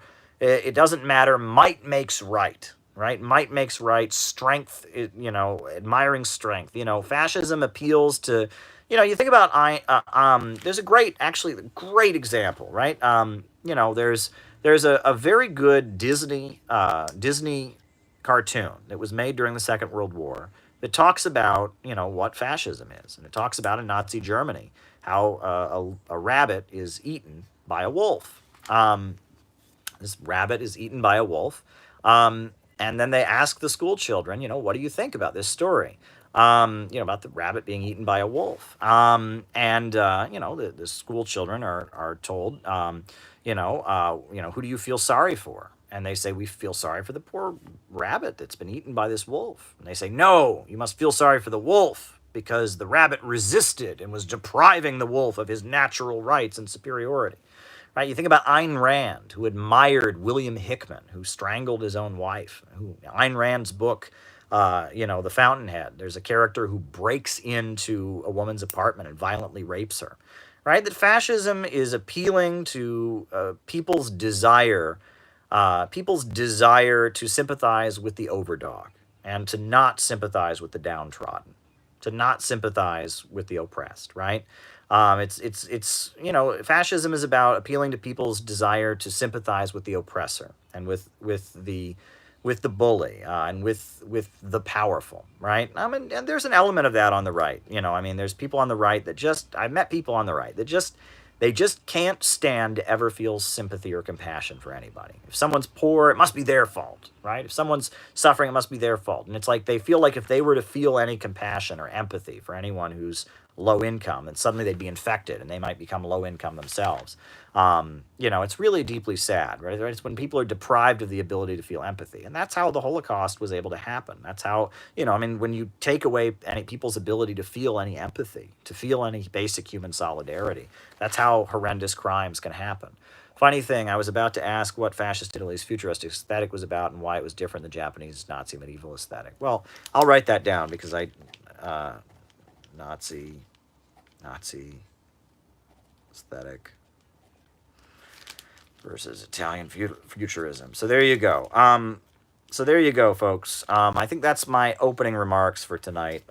We've covered a lot of territory. It's funny how often when I don't plan to make all kinds of different comments, it's funny because that tends to be when, I end up saying all kinds of things. So there you go. All right, folks. There you go. So, all right. So why don't we do our roll call, names and locations. I'll call you out as I see you. And then from there, I'll answer your super chat questions. And then that'll be our show for tonight. So how you doing, folks? Names and locations. Who's with us tonight? Names and locations while I drink Watto. Ben in Toronto, Los Angeles, Hawaii, Mississippi, JT24, Matthew from Seattle, Chaya in Montreal, Nassau County, Char Darling, good friend of the program, Cleveland Pirate Alex, Fort Lauderdale, Northern California. David Fox in Bendigo, Australia. Ryan in Oakland, California. Springfield, Missouri, USA. Io Hillary in New York City, good friend of the program. Brazil. Columbia, Missouri. Hello from Detroit, Anthony. Los Angeles, Sham, Cleveland Wasteland. Alex from upstate New York, Wisconsin, Croatia. Cincinnati, Ohio, Florida. Good opening remarks, says Andy. Well, thank you, Andy. California, says Knox. Tristan from Maryland, good friend of the program. Adelaide, Australia. Jordan at the Pencil Factory. Bermuda, Minneapolis, St. Paul, West Palm Beach, Seattle, Clydebank, Nashville, West Palm Beach. You are a great life in a cave of darkness. Keep it up. From Texas. Well, thank you. Terre Haute, Indiana. Outskirts of LA. West Palm Beach. Kieran from San Diego. Pomona, California. West Palm Beach. Johnston County. Washington. Chicago. Good thing you drink water. Wow, there you go. Philly from San Diego. Andy in Maine. West Palm Beach, Australia. Roy in Soledad, California. Albany, New York. Quebec City, California. West of Eden, West Palm Beach. Treasure Coast, Florida. Indonesia. Linda, Montebello, California. Nashville. Mario, misspelled my own name. Oh, that's okay. Santiago, Chile. Tom in Pennsylvania. Northern California. Seattle. Single Tax Colony, Fairhope, Alabama. Asheville, North Carolina. Asheville, North Carolina. Very good, folks. Vancouver, Canada. The Netherlands. Joanne in the Netherlands. Good friend of the program. Juan from Mexico. Welcome, Juan. Who else is with us tonight? It's so great what an international crowd we have here. It's such a great audience. California, Yorba Linda, California. Arizona, Arthur Porter, another good friend. So many good friends we have here. If you stick around here long enough, you'll become a good friend. Can't guarantee that, but you most likely will. Hello from Northern Michigan. It's cool. Eugene, Oregon. Patrick, Los Angeles. Nashville. Four Oaks, North Carolina. Wow. Wow. There you go. There you go, folks. There you go. All righty. Naples, Florida. All righty. Okay, so the first question is, what do I think of Franz Fanon and post-colonial theory? I'm not a fan of Franz Fanon.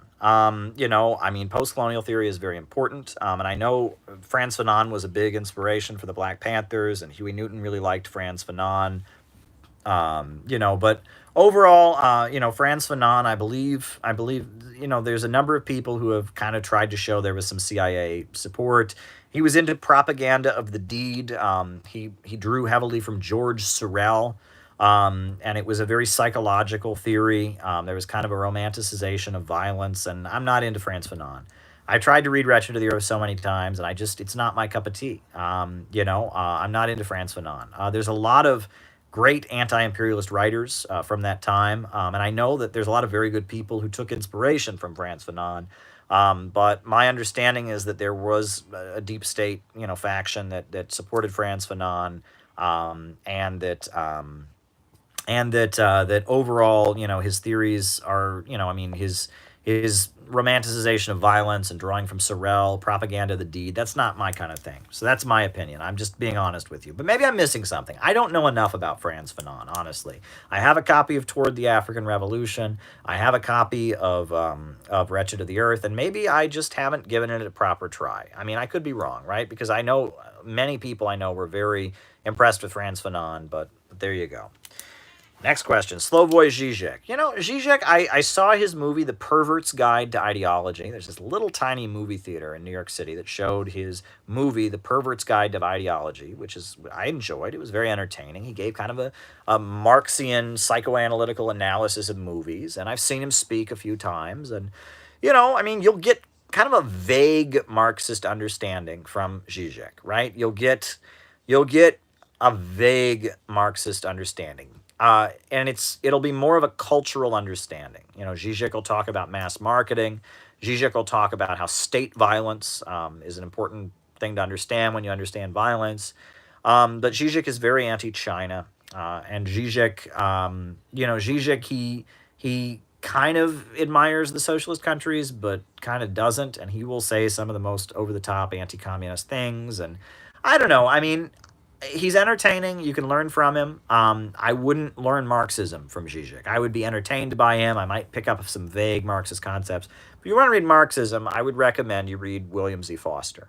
Before he died, William Z. Foster wrote some very good books. One of the probably the most important book to read if you want to understand Marxism is William Z. Foster's History of the Three Internationals. The History of the Three Internationals by William Z. Foster, which is available not only in English, but in Russian and in Chinese.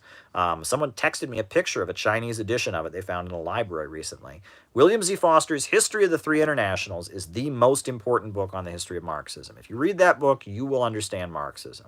But yeah, Zizek, I mean, it's worth exploring. There you go.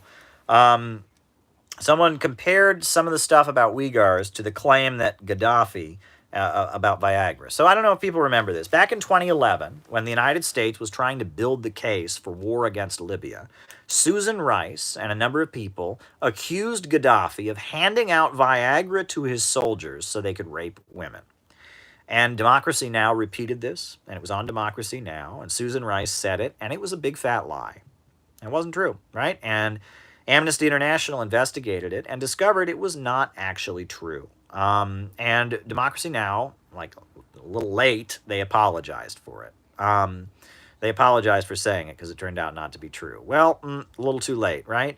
But that's what they do when they're building the case for war, is they get hysterical. Remember that Naria testimony with the girl crying, the babies in the incubators, right? They build up a hysterical case to try and silence you, right? The idea was Gaddafi is giving Viagra to his soldiers to rape women, and if you don't support the bombing, why, you're supporting that, right? They create a hysterical case, right? And you have to watch out for that. And later we learn it ain't true, right? The Naria testimony was a hoax, right? The Gaddafi Viagra stuff, that was fake news, right? And that this is what they do, right? This is what they do. It's interesting because at the Nuremberg trials, Julius Streicher, who was a Nazi, was given the death penalty. And what he did was he made propaganda for the Nazi regime, right? He made propaganda. He pumped out the lies that were used to carry out the Holocaust, right? Well, think about it. Democracy Now!, right? They pumped out the lies that paved the way for the destruction of Libya, the destruction of the most prosperous African country. You think about that. I mean, is anyone ever going to hold CNN and U.S. media accountable for what they've done? Probably not. Probably not. So there you go. They've told so many lies to justify so many wars. Yep. The best book on the Russian Revolution. It's interesting. The best book on the Russian Revolution that I have read, I actually, of all the books I've read on the history of Russian communism, the one that I learned the most from was the History of the Communist Party of the Soviet Union short course. Right? Now, that book is not just about the Russian Revolution. It's about the entire history of the Bolshevik Party. But it starts with the beginnings of Russian Marxism all the way up to the 1930s. And there's a lot about the Russian Revolution in there, obviously. But John Reed wrote 10 Days That Shook the World. And that's a very important book about the history of the Russian Revolution as well. And Lenin recommended 10 Days That Shook the World by John Reed. And that's a very good book as well. Now, Trotsky wrote his History of the Russian Revolution, which I have read. However, a number of people have pointed out that that book is full of lies. Stalin exposed how that book is full of lies. And I read Trotsky's History of the Russian Revolution. It was interesting. The stuff about the czars was interesting.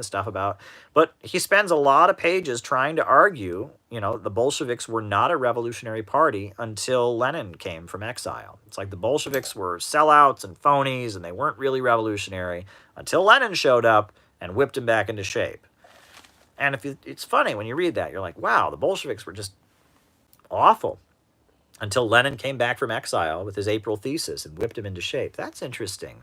Maybe that's a way to justify the fact that a certain author didn't join the Bolsheviks until July of 1917, right? And that's a fact. Trotsky did not join the Bolsheviks until July of 1917. The Russian Revolution, he joined a couple months beforehand, right? That's an interesting point.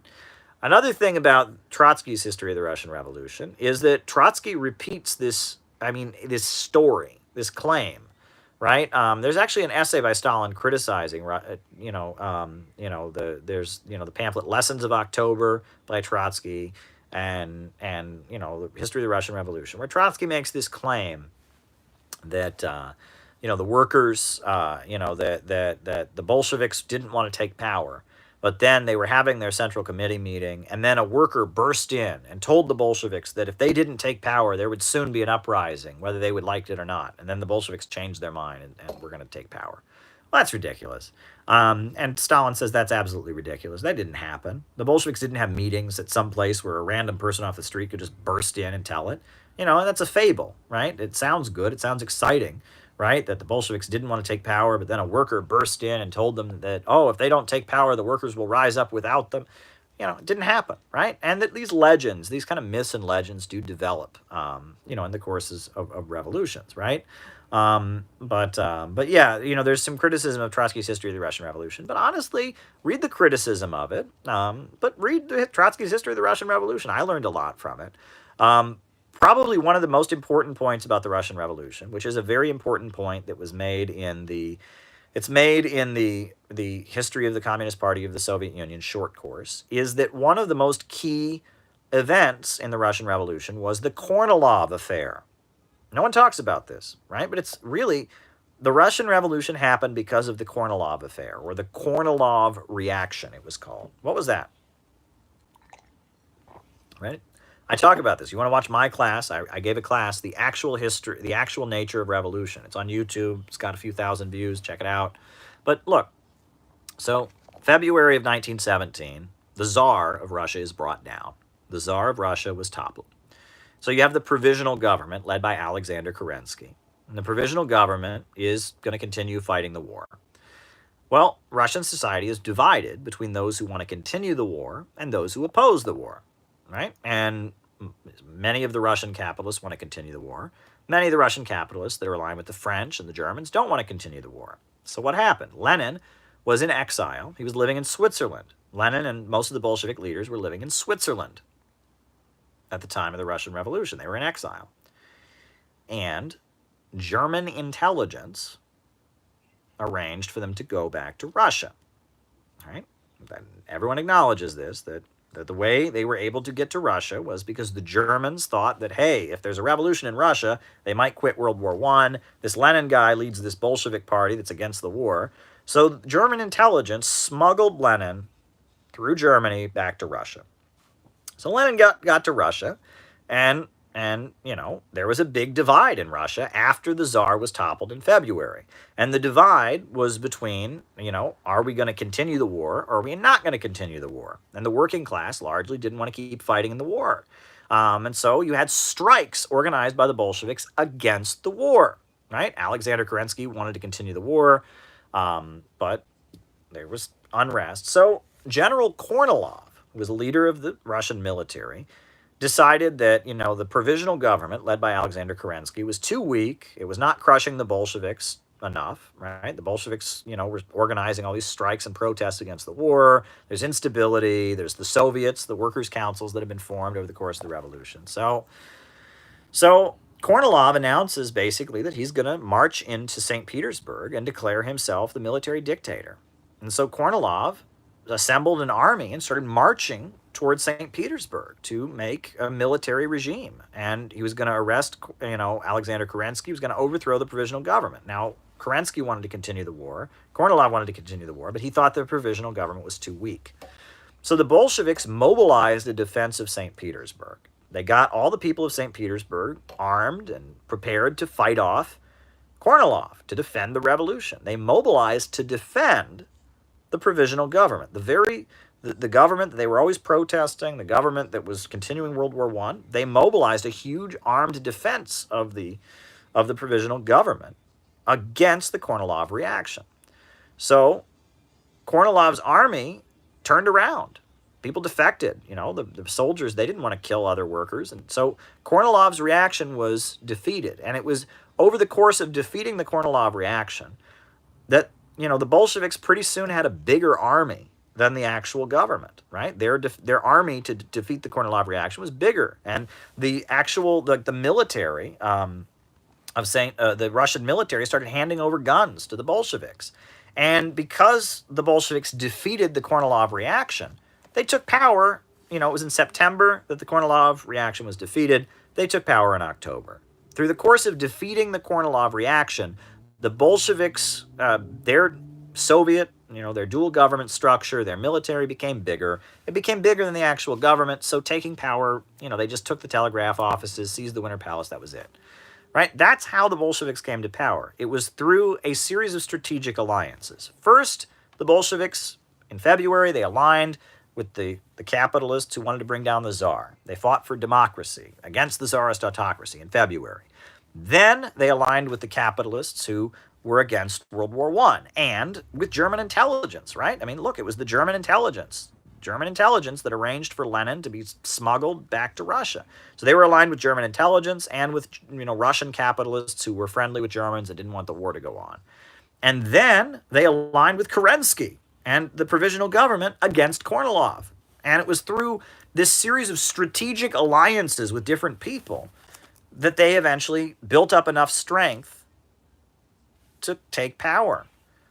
That's how the Bolsheviks took power. They didn't take power by just standing there and screaming revolution. They took power by first aligning against the Tsar, then aligning with the pro-German elements, then aligning with Kerensky, and then they took power, right? And the reason that they were able to make these alliances is because they had a huge organization.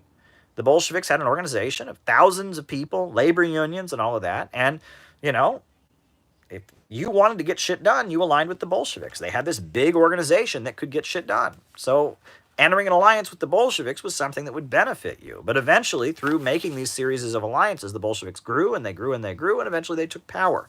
There's a lot you can learn from that, right? That struggles within the ruling class are very important to how revolutions happen. Because, alliances make the revolution, number one. Number two, right? It's about building up your own forces. At the same time you're making these alliances with people, you're also building up your own organization. Look, if the Bolsheviks had just supported these forces they aligned with, they weren't building up their own forces, their own councils, their own military. Look, it was making alliances, building your own forces. That's basically how the Bolsheviks took power. It's important to point that out. And, the other thing that needs to be mentioned is, so the German intelligence officer who arranged for Lenin to go back to Russia was a lifelong friend of Trotsky. And his name was Parvus, Alexander Parvus. Alexander Parvus. Alexander Parvus, he was a socialist. He was born in Russia. He moved to Germany. And he was recruited by German intelligence. He was an intelligence operative, right? And Trotsky was good friends with him. And Trotsky and Parvus together came up with a theory of permanent revolution. And Parvus, basically, he supported World War I, but he thought that the Bolsheviks would be useful idiots. He thought that, because Russia was an enemy of Germany in World War I, that the Bolsheviks, because the Bolsheviks promoted, they wanted to end the war, and because they wanted independence for the national minorities of Russia, they wanted to break apart the Russian Empire and grant national autonomy, that it would be useful. It would be useful to the German imperialists to put the Bolsheviks into power in Russia. And Parvus, a German intelligence officer, who invented the theory of permanent revolution, right? And that's the most wild thing. You read any biography of Trotsky, they just passingly mention there was this guy named Parvus who happened to be a German intelligence officer who came up with the theory of permanent revolution and taught it to Trotsky. Shout out to Ramiro, good friend of the program. And he's also the guy who arranged for Lenin to go back to Russia. Now, it's pretty bizarre. And Parvus and Lenin didn't like each other because Lenin opposed World War I and Parvus had supported it. Parvus was a socialist who was also a German intelligence officer. When World War I broke out, Lenin wanted all the socialists of the world to oppose it. And Parvus, who was a prominent socialist who was also an intelligence officer in Germany, supported World War I. So Lenin hated Parvus. But Lenin was living in Switzerland. Switzerland was neutral. And Parvus showed up, and recruited Lenin, basically, and said to Lenin, hey, look, I don't agree with you. You oppose the war, but I can arrange for you to get back to, to get back to Russia. So it's all very complicated, right? But the analysis that Trotskyites generally give, that the way you make a revolution is by standing on the sidelines and screaming class independence, no alliances, that's ridiculous. Maoists claim that productive forces was building during the Cultural Revolution. All right, yeah, well, there's some truth in that, Robert. Maoists, productive forces building in. All right. Well, we got a lot of super chats to get through, so let's keep going. All right. All right. Is the synthetic left controlling the Black Lives Matter narrative? See, here's the thing, all right? I went to Ferguson, Missouri. I made a whole documentary about Ferguson, Missouri called Hands Up, Don't Shoot, about Ferguson, what went on there. I interviewed people. The politics I heard on the streets of Ferguson was black nationalist politics. It was the politics of Minister Farrakhan. It was the politics of the new Black Panther Party, Black Hebrew Israelites. The politics of Black Lives Matter is much more the politics of Cornel West. There is a class divide in the Black freedom movement. All right, middle class African Americans tend to be more liberal and social democratic. They tend to be more socially liberal, and they tend to be more, social democratic in what they advocate, like Cornel West. More working class and low-income African Americans tend to be more nationalistic in their outlook. They tend to be more anti-imperialist, and they tend to be more socially conservative. And it's a class divide in the Black community, right?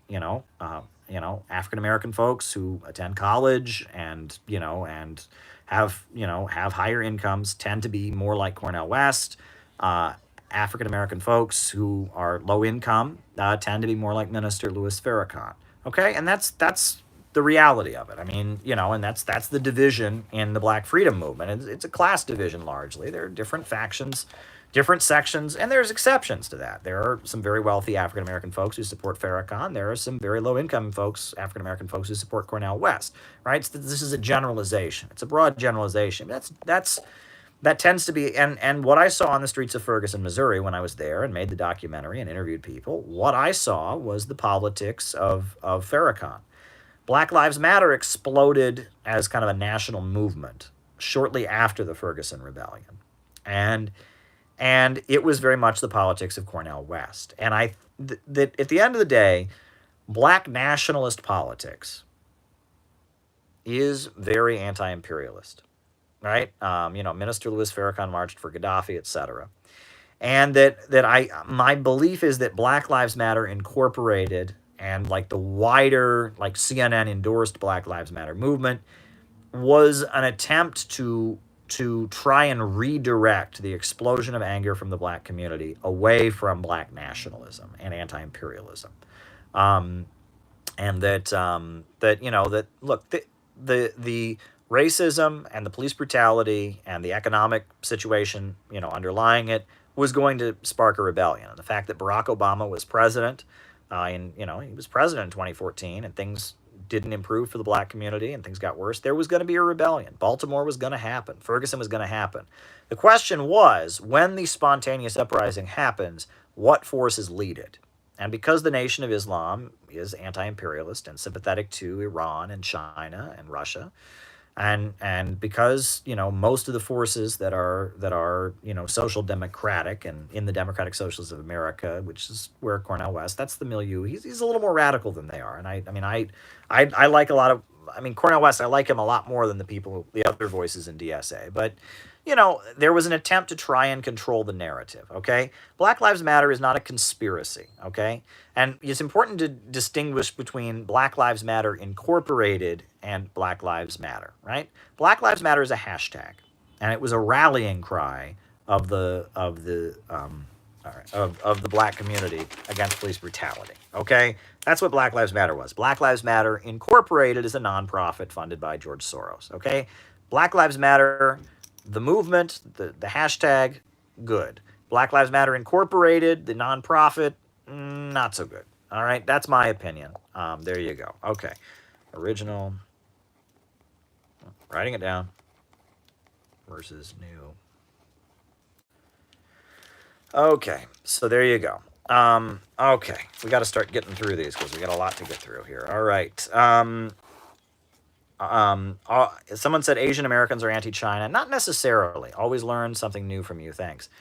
Asian Americans, thank you, Joanne. That's a very, very big tent, right? How many Asian countries are there? And, And they're you know, I mean, there's Chinese Americans who have been in this country for over 100 years, over 150 years, right? And then there are Chinese Americans who came here last year, and there's Korean Americans, and there's Japanese Americans, and there's, you know, Taiwanese Americans, and there's Vietnamese Americans, and there's, you know, I mean, you know, there's Thai Americans, there's, I mean, there's Cambodian Americans, there's, I mean, you know, I mean, there's Pacific Islanders. I mean, it's like Asian Americans are not one group, okay? And there are a wide variety of different views in the Asian American community. You know, they're the Falun Gong religious cult, which is, you know, they're the group that's getting the most attention from the media, the Epoch Times, overview of Engels' principle of communism. All right. You know, that's the group that's getting, you know, that's getting a lot of attention. They're very anti-China, but that's, you know, they're getting attention because they're repeating, you know, U.S. foreign policy goals. You know, that's what that's about.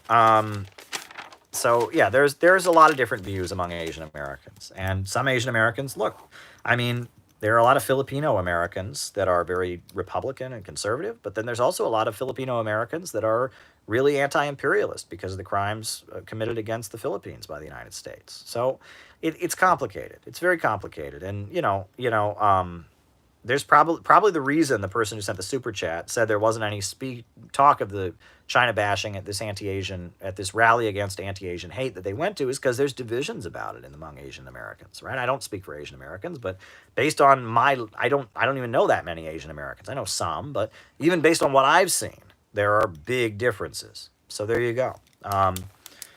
All right, Spencer Ramon. I've met that guy. You know, he was in the he was at the military academy and was kicked out for displaying communist views, and you know, there you go. I mean, I mean, what is there to say about it? I mean, there's a long history of people within the U.S. military developing anti-imperialist and Marxist views.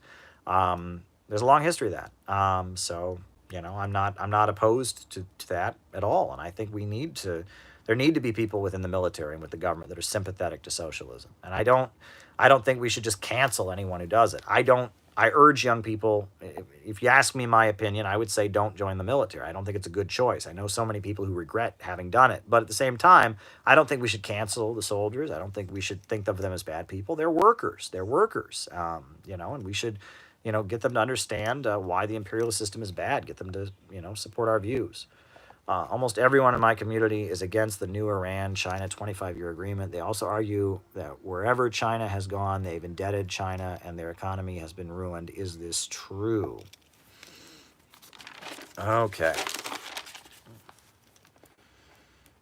China indebts people. China-Iran agreement. All righty. All right. I'm going to have to start giving you some short answers here because we got to get through this. All right. Is it true the USSR planned to nuke China? I have never heard that anywhere. That's the first I've ever heard that. I really doubt it. All right. Example of successful Venezuelan socialist programs. Literacy. Hugo Chavez wiped out illiteracy in Venezuela. That is a fact. There was mass illiteracy in Venezuela. Hugo Chavez came along, hired a bunch of, you know, Cuban literacy volunteers, set up adult education in working class communities, and that's what wiped out illiteracy. That's one example. Another example, housing. I walked through neighborhoods in Venezuela where every single house had been built by an interest-free loan from the Venezuelan government. And before that, people lived in shacks and often didn't have running water and electricity. That's another example of a successful Venezuelan social program.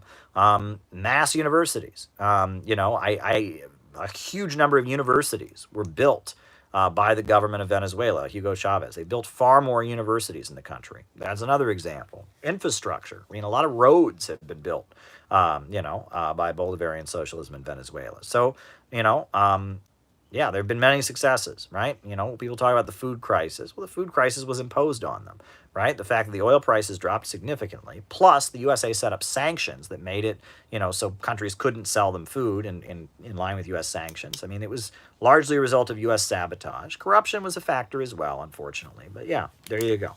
All right. All right. Does the CIA target left-wing celebrities? Yes, it does, right? When a celebrity says something, a lot more people hear it than if just you or I says it. And there's some history of the CIA working to discredit celebrities who start talking in an anti-imperialist way. I think, look, Lillian Hellman, right? A great writer, playwright who was an anti-imperialist and, she admired Stalin. Great writer. She wrote, all kinds of, she wrote The Children's Hour, which is the first play championing LGBT rights. It was on Broadway. She wrote, Watch on the Rhine and The North Star. After there was a movie made about her life, starring Jane Fonda. It's called Julia. It's about anti-fascist activism or whatever. There was a really over-the-top effort to discredit Lillian Hellman, to say that she was a liar, to say that she was a phony, and it was ridiculous. Like, this woman, she was an old woman. She wrote an autobiography, and they like went all out. Like, the names of churches in her book were not the right name, right? The historical landmarks that she's remembering her childhood in her autobiography. She lived in New Orleans when she was a small child. She didn't get the names of streets right. And she did, I mean, it was like they went all out. She's a liar. She's a phony. They did everything they could to discredit Lillian Hellman, to make people think that she was a liar and that she'd made it all up. I mean, it's just really sad. Do you really gonna blame an elderly woman for getting the name of a street wrong in her autobiography? There's a very good book about Lillian Hellman you can read, A Difficult Woman, where it just talks about how they really went after her very, very viciously. And Mary McCarthy, this is important, the intellectual who led the campaign against Lillian Hellman, Mary McCarthy, CIA, right? She wrote for Partisan Review magazine, which was a CIA-funded outlet. Mary McCarthy. She was a postmodernist. She was a synthetic leftist. She'd been a follower of Max Shachtman, a Shachtmanite Trotskyite. So a CIA-linked Shachtmanite trot was propped up in the media to go after Lillian Hellman. And she actually said it about Lillian Hellman on national TV. She said that every word Lillian Hellman writes is a lie, including and the. Every word. So Lillian Hellman sued her, saying that on many occasions she had indeed said true things. And then Lillian Hellman died, so the lawsuit was dismissed. But it's pretty crazy. But yeah, you want to talk about a CIA targeting of a left-wing celebrity. I mean, the way Mary McCarthy, who was clearly linked to the CIA with her work with Partisan Review and at Congress for Cultural Freedom, the way she viciously went after Lillian Hellman, that's an example. And the way they've just smeared and lied about Lillian Hellman viciously, that's an example of the CIA targeting left-wing celebrities. AOC, class essentialism, pro-imperialism. I ranted about that last night, but, look, okay, AOC, she gave this rant, she gave this interview to the DSA publication, Democratic Left, all about how DSA is so great because it's not class essentialist, and how, people that are more radical in the movement, that actual socialists are bad faith actors, and it's crap. And it's this whole thing about, people of color couldn't possibly be interested in communism. Fred Hampton, he didn't possibly think that, Ho Chi Minh, Mao, Kwame Nkrumah, Huey Newton, Paul Robeson, none of these people really thought that. There's just this group of white people, privileged white people, who are manipulating them. People of color, actual working class people, they just want reforms. But it's these evil white rich people, these evil urban middle class radicals that are manipulating working people, manipulating people of color to want revolution. What the AOC narrative, basically, it comes from something called the Protocols of the Elders of Zion. You ever read the Protocols of the Elders of Zion? It's an anti-Semitic text published by the Tsar of Russia to persecute Jews. And it was saying, oh, look, all these people in Russia that are organizing unions and going on strike and wanting, democracy, they don't really want that. It's all a conspiracy by the Jews, right? And that's basically what AOC is saying. It's the Protocols of the Elders of Zion, right? That people of color could never really want revolution. People of color would never want anything but modest reforms and all of that, and that it's only these privileged bad faith actors that are manipulating people of color to think they might want something other than liberal reforms. And it's really sad to see her promoting that. But yeah, AOC is pushing this, the outside agitators thing, the anti-Semitic, yeah, it's really sad. It's really sad. There's a lot of people of color that are not happy with AOC's policies, that are not happy with imperialism. So, it's deeply sad that she would talk that way.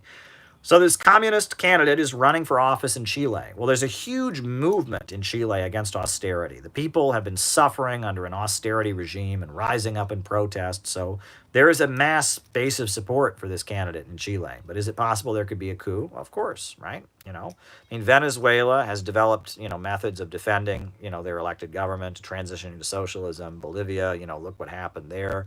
Nicaragua. So, obviously, yes. We'll see what this communist candidate is able to do, but there is a mass base. There's a huge anti-austerity movement in Chile, for sure. All right. Humanity's quest for immortality. Well, look, I think, we've been constantly driving to increase the human life expectancy. We've been very successful at it. But yeah, the drive for human immortality. People talk about transhumanism and like merging the human body with machines to make it last longer. And, I think humans will keep trying to achieve immortality. I don't know if we'll ever make it, but I think there will be a drive. There will be a drive for it. All righty. Marxist dissidents persecuted by the Chinese Communist Party. Okay, this is a pet peeve of mine. All right? Folks, all throughout the prisons of the United States, there are people that believe in capitalism. So clearly, the American government aren't really capitalists. Why would they jail all these people who believe in capitalism? Folks, in China, Marxism, Leninism, Mao Zedong thought, Deng Xiaoping theory, these things are the official ruling ideology. Every person in China takes Marxist classes in school, right? It's required, especially if you go to university. So the idea that somebody in China who believes in Marxism might get arrested, is that a surprise? I bet you probably the majority of people in China's prisons believe in Marxism. Right? Because that's the ruling ideology. Trotsky claimed to be a Marxist, and Stalin killed Trotsky. So Stalin must not be a real Marxist because he killed somebody who claimed to be a Marxist. Look, is it possible that these Marxist dissidents in China are being unfairly persecuted? Of course it's possible. I don't know the specifics of the case, but just pointing to that and saying somebody who believes in Marxism in China got arrested means nothing. Okay? Tell me the specifics of the case. Tell me if you feel like, but don't, and that's the thing. We're supposed to just immediately, it's a confirmation bias. Everybody knows China's capitalist and China's not really socialist. So we see Marxist arrested in China. See? Okay. Maybe they're unfairly arrested. Maybe they're not. Look, there's, if my neighbor who believes in capitalism got arrested by the American capitalist government, I wouldn't automatically assume he's innocent of whatever he's charged with, and I wouldn't automatically assume that makes the United States government communist because they just arrested a capitalist. Again, appealing to people's biases, right? It reminds me, the New York Times, I'll never forget this. The New York Times ran a headline, female politician barred from Iranian parliament. I remember this headline, female politician barred from the Iranian parliament. If you look at the article, she was barred because she violated the laws of Iran. But if you looked at that headline, you would think she was barred for being female. Even though there is a bigger percentage of females in the Iranian parliament than there is in the U.S. Congress. Iran has a very large number of women in its parliament. But you saw the headline, female politician barred from Iranian parliament. And you thought, oh, this woman was not allowed to be in the parliament because she was a woman. It's effective propaganda, right? People have this anti-Islamic bias. They think Muslims are sexist who hate women, right? Iran is brutal and oppresses women. So they see that headline and it manipulates them. If you say Marxist arrested in China, again, we don't know the details of the case, but it feeds this narrative we already have, right? So don't let them do mind tricks like that to you, right? The woman in Iran who was barred from the parliament was barred because she broke the law, not because she was a woman. Now, these Marxists in China who got arrested, they might have been arrested for breaking the law. They might have been unfairly arrested. We don't know. But just the fact that a Marxist was arrested in China proves nothing. Alrighty. Needing a vaccine passport. Folks, I'm just going to tell you straight up. I am not a doctor. I do not have any medical knowledge. So I admit I don't understand this stuff. And there are some things that make me have some questions. I'm going to get vaccinated as soon as I can. My wife's already been vaccinated. I'm all for the vaccine. The vaccine's not the Illuminati. The vaccine's not it's not the mark of the beast. This isn't, the Antichrist coming to get you. The vaccines are good. Vaccine's good. I know that. So I'm not against the vaccines. I will say what I don't understand is, okay, so the vaccines are out there. Millions of people have been vaccinated, right? So shouldn't everything just start to open up? That's what I don't get, right? And if the vaccine is going to be available to everybody come May, if you've been vaccinated, everything should just open up, right? Like, what's going on here, right? What's going on here, right? If we're still locked down and everyone's getting vaccinated, and that people who get the vaccine still have to wear masks, and I'm not understanding this. Now, I just don't understand, okay? I just don't understand. That's it, okay? That's all I'm saying. I'm not alleging anything because I don't understand. I'm not a doctor and all of that. I'm pro-vaccine. I'm going to get the vaccine as soon as I can. My wife's already gotten it. COVID is real. It's very real. It's not a fake disease made up by the Illuminati. It's a real disease. The vaccine's not going to kill you. My wife's had it. She didn't die. I know a lot of people who've had the vaccine. They haven't died. So, all of that said, if the vaccine is widely available, why can't we just kind of move on with our lives? What's going on here? Got some questions here, but I guess you'll have to have a medical person explain it to you. All right. Okay, what was British Hong Kong like in the Mao era? I met a Vietnam veteran one time who went to, British Hong Kong in the Mao era, and he talked about how he saw Mao's Little Red Book on display in a lot of stores. You would see it in store windows in Hong Kong. And that there were, Hong Kong was very divided. There was a lot of anti-communists in Hong Kong, but there was a big section of Hong Kong that was pro-Mao during the Cultural Revolution as well, and that there was a big divide in Hong Kong during that time. That's all I know. Alrighty. The China-Iran deal. I think it's great, right? The USA's put sanctions on Iran. USA put sanctions on China. So China and Iran get together, right? China wants to help Iran economically develop. Iran wants to work with China to economically develop.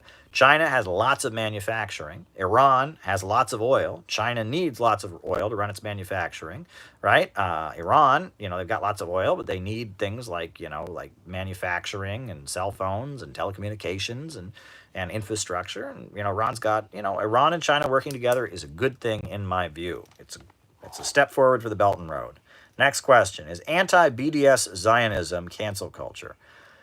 Look, I don't think there's anything wrong with boycott, divestment, and sanctions. People boycotting Israel because they object to its policies makes sense to me. However, in the United States, they have all kinds of crazy laws saying you can't boycott, you can't do BDS, which is nuts. They have all kinds of laws to try and prevent people from doing it. They require people to take, if you get government jobs in a number of states, you have to take an oath and swear you won't boycott Israel. It's ridiculous. It's absolutely ridiculous. It's one thing, it used to be during the McCarthy years to get a government job, you had to swear loyalty to the American government. Well, now you have to swear loyalty to the Israeli government in a number of states. That's ridiculous. It's bad enough of swearing loyalty to the American government. But now you have to swear loyalty to the Israeli government? That's nuts. That's absolutely nuts. And why shouldn't people... Look, it's one thing to outlaw, to say people, people can't do something. But a boycott. What is a boycott? A boycott is not something you're doing to Israel. It's not doing something. You're not buying certain products. That's what it is, right? That's what a boycott is. You're not buying certain products. You know, so basically, if you're not practicing boycott, divestment, and sanctions, then you have to buy Israeli products. That's basically what they're saying. That if you don't buy Israeli products, you're violating the law. Well, what happened to the free market? I thought I was able to buy whatever products I wanted. Well, now, in order to not boycott Israel, you have to buy... it's getting stupid. There's a big problem, the right wing and so many politicians in the United States are just so desperate to kiss up to Israel, right? And to get Israel on their side. It's getting stupid, all right? People should be able to have BDS if they want, right? Period, right? If you want to boycott Israel, go right ahead, in my view, right? It's pretty simple, right? And the fact that anyone's tolerating this, the government is trying to tell us who we can and cannot boycott, is absolutely ridiculous. Another thing, right? This is another thing. I've had people try to argue that boycotting Israel is Kristallnacht. Seriously, I've heard this, right? From a number of people have tried to make this argument. Well, the Nazis, they had a boycott of Jewish stores, and it was called Kristallnacht, right? It was the night of broken glass where they went around, beating people up. And okay, if anyone were to ever go to Jewish businesses and beat people up, I would be against it, right? If anyone were going around committing hate crimes against Jewish people, I would be against it. But people saying, I am choosing of my own free will not to purchase Israeli products is not the same thing as that, right? Kristallnacht, night of broken glass, where Nazis went around violently attacking Jewish store owners and beating people up and committing hate crimes and murdering people and killing. Yeah, that's not the same thing as people saying, I'm not going to buy Israeli products because I object to Israel's policies. Give me a break. Give me a break. All right, next question. All right. Jihadism in areas the West destabilizes. I've said many times, look around the world. Where is Al-Qaeda and the U.S. government not on the same side? In Yemen, Al-Qaeda is fighting against the Houthis. And the Saudis, backed by the U.S. government, are also fighting against the Houthis. In Syria, Al-Qaeda is fighting against the Syrian government. So is the American government. So is the American government. The American government and Al-Qaeda are teaming up against the Syrian government, right? Iran, right? U.S. government wants to overthrow the government of Iran. ISIS and Al-Qaeda also want to overthrow the government of Iran, right? I mean, go around the world. Find me a place where Al-Qaeda and ISIS forces and the U.S. government are not on the same side. It's a little bit weird, isn't it? A little bit weird. The Wahhabi element, they always seem to be on the same side as the American government. They always seem to target the very governments the U.S. government is targeting. And even though the USA is supposed to be fighting a war on terror, instead of targeting the terrorists, we seem to be targeting governments like Ba'athist Arab socialism, the secular government of Iraq, like the Syrian Arab Republic, like Iran, who Al-Qaeda consider to be Shia apostates, like Libya, where Gaddafi tortured Al-Qaeda people and stuff. So, a little interesting, right? That we've been fighting a war on terror, but instead of actually fighting the terrorists, we've been overthrowing governments that fight the terrorists.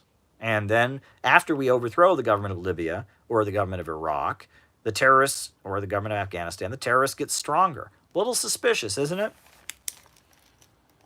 All right. Will the USA cease to be a formal democratic country? Look, we're in a period, right? I'll quote Cornelius Cardew. The capitalists fight with one another to corner the markets and divide up the world. Their quest for maximum profit is the cause of war and pushes us on the dole. Their greed leads them into a crisis, which they try to resolve with a more fascist state. Yes, when the capitalist system is in crisis, sections of the ruling class start fighting with each other, and there's what you call Bonapartism, where one section of the capitalist class tries to seize power in order to stabilize society. You have different factions of the ruling class pushing against each other in a struggle to stabilize the economy. And generally, the goal is for one section of the capitalist class to take power and use its monopoly on political power to violently suppress other sections of the capitalist class. And in fact, I actually have a selection from the 18th Brumaire of Louis Bonaparte, a very important pamphlet by Karl Marx. The 18th Brumaire of Louis Napoleon by Karl Marx. He describes this very process, that when there is instability in society, it generally leads to the capitalists fighting among themselves, right? He says the bourgeoisie apothesized the sword. The sword rules. It destroyed the revolutionary press. Its own press is destroyed. It placed popular meetings under police surveillance. Its salons are now placed under police supervision. It disbanded the Democratic National Guard, and now its own National Guard has been disbanded. It imposed a state of siege. A state of siege has been imposed upon it. It supplanted the juries by military commissions. Its juries are supplanted by military commissions. It subjected public education to the sway of the priests, and now the priests subject it to their own education. It jailed people without trial, and it is being jailed without trial. It suppressed every stirring in society by means of state power. Every stirring in its society is being suppressed by means of state power. Out of enthusiasm for its money bags, it rebelled against its own politicians, its own literary men.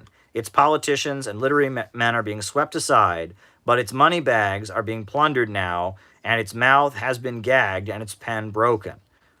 Right? He's talking about how, in 1852 or 1851 in France, there was a struggle in the ruling class, and one faction of the ruling class centered around Napoleon, Louis Bonaparte, Napoleon III violently seized power, right? And basically the bourgeoisie are suddenly being suppressed by other members of their own class as they're trying to stabilize society.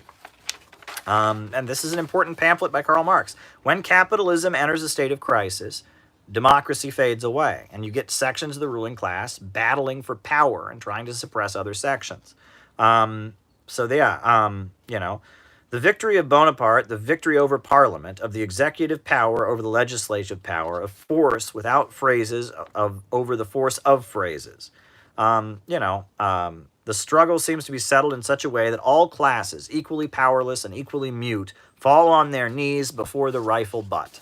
Right? And that this is what happens. And there are Bonapartist struggles in the United States. I think it'll be very, very difficult for one section of the U.S. ruling class to come to power, and set up a Bonapartist regime and suppress civil liberties to the point that we no longer have free elections and things like that. It would be very, very, very difficult for any section of the ruling class in the United States to pull that off. I think it would be extremely difficult for them to pull it off. But they will try, yes. And in times like this, that's when you get, Bonapartism as a trend among capitalists. Alrighty. Someone says, when Xi cracked down on corruption, it was just a political thing. No, when Xi Jinping cracked down on corruption, it was an attempt to try and stop, the corruption in the party, right? There was a problem with extravagance. There was a problem with people in the party taking bribes, and it was about restoring the faith of the Chinese population in the party and making sure the population was supportive of the Chinese Communist Party. Before President Xi moved into office, you have to remember, before that, there was Bo Xilai in Chongqing. You had Bo Xilai, who was a demagogue, who was an ultra-leftist demagogue, and he took power because the population of China was very angry. There was some big problems with corruption, and so you had this demagogue, Bo Xilai, who took power in Chongqing, and in the name of trying to be a neo-Maoist or something like that, he did awful things, right? And that Xi Jinping emerged to try and resolve a lot of the problems that gave rise to Bo Xilai. Bo Xilai was this ultra-leftist element in the Chinese Communist Party, and that there are things like this that happen, and that corruption is a big problem. And if you want to stabilize Chinese society, you want to keep socialism marching forward in a healthy way, you got to stop corruption. I don't think it's. I thought it was funny when Xi Jinping said it's not House of Cards. It's not House of Cards. How would an American socialist nationalize industries when Congress would likely not go along with it? All right. Now, American socialist Nationalize industries. Alrighty. What has been more devastating, U.S., Japanese, or British imperialism?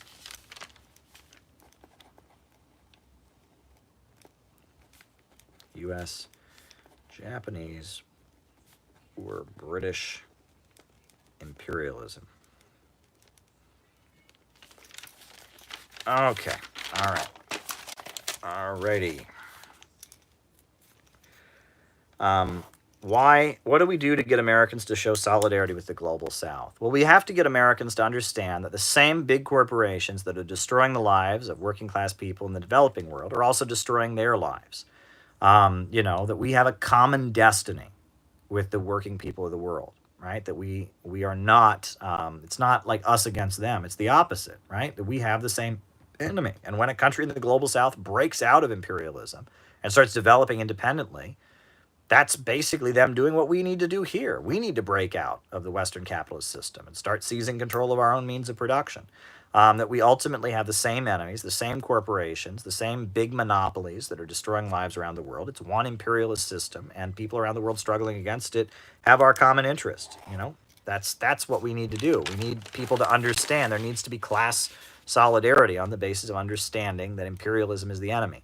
Finite growth. Well, look, okay, obviously, all growth that will happen within the realm of physical reality.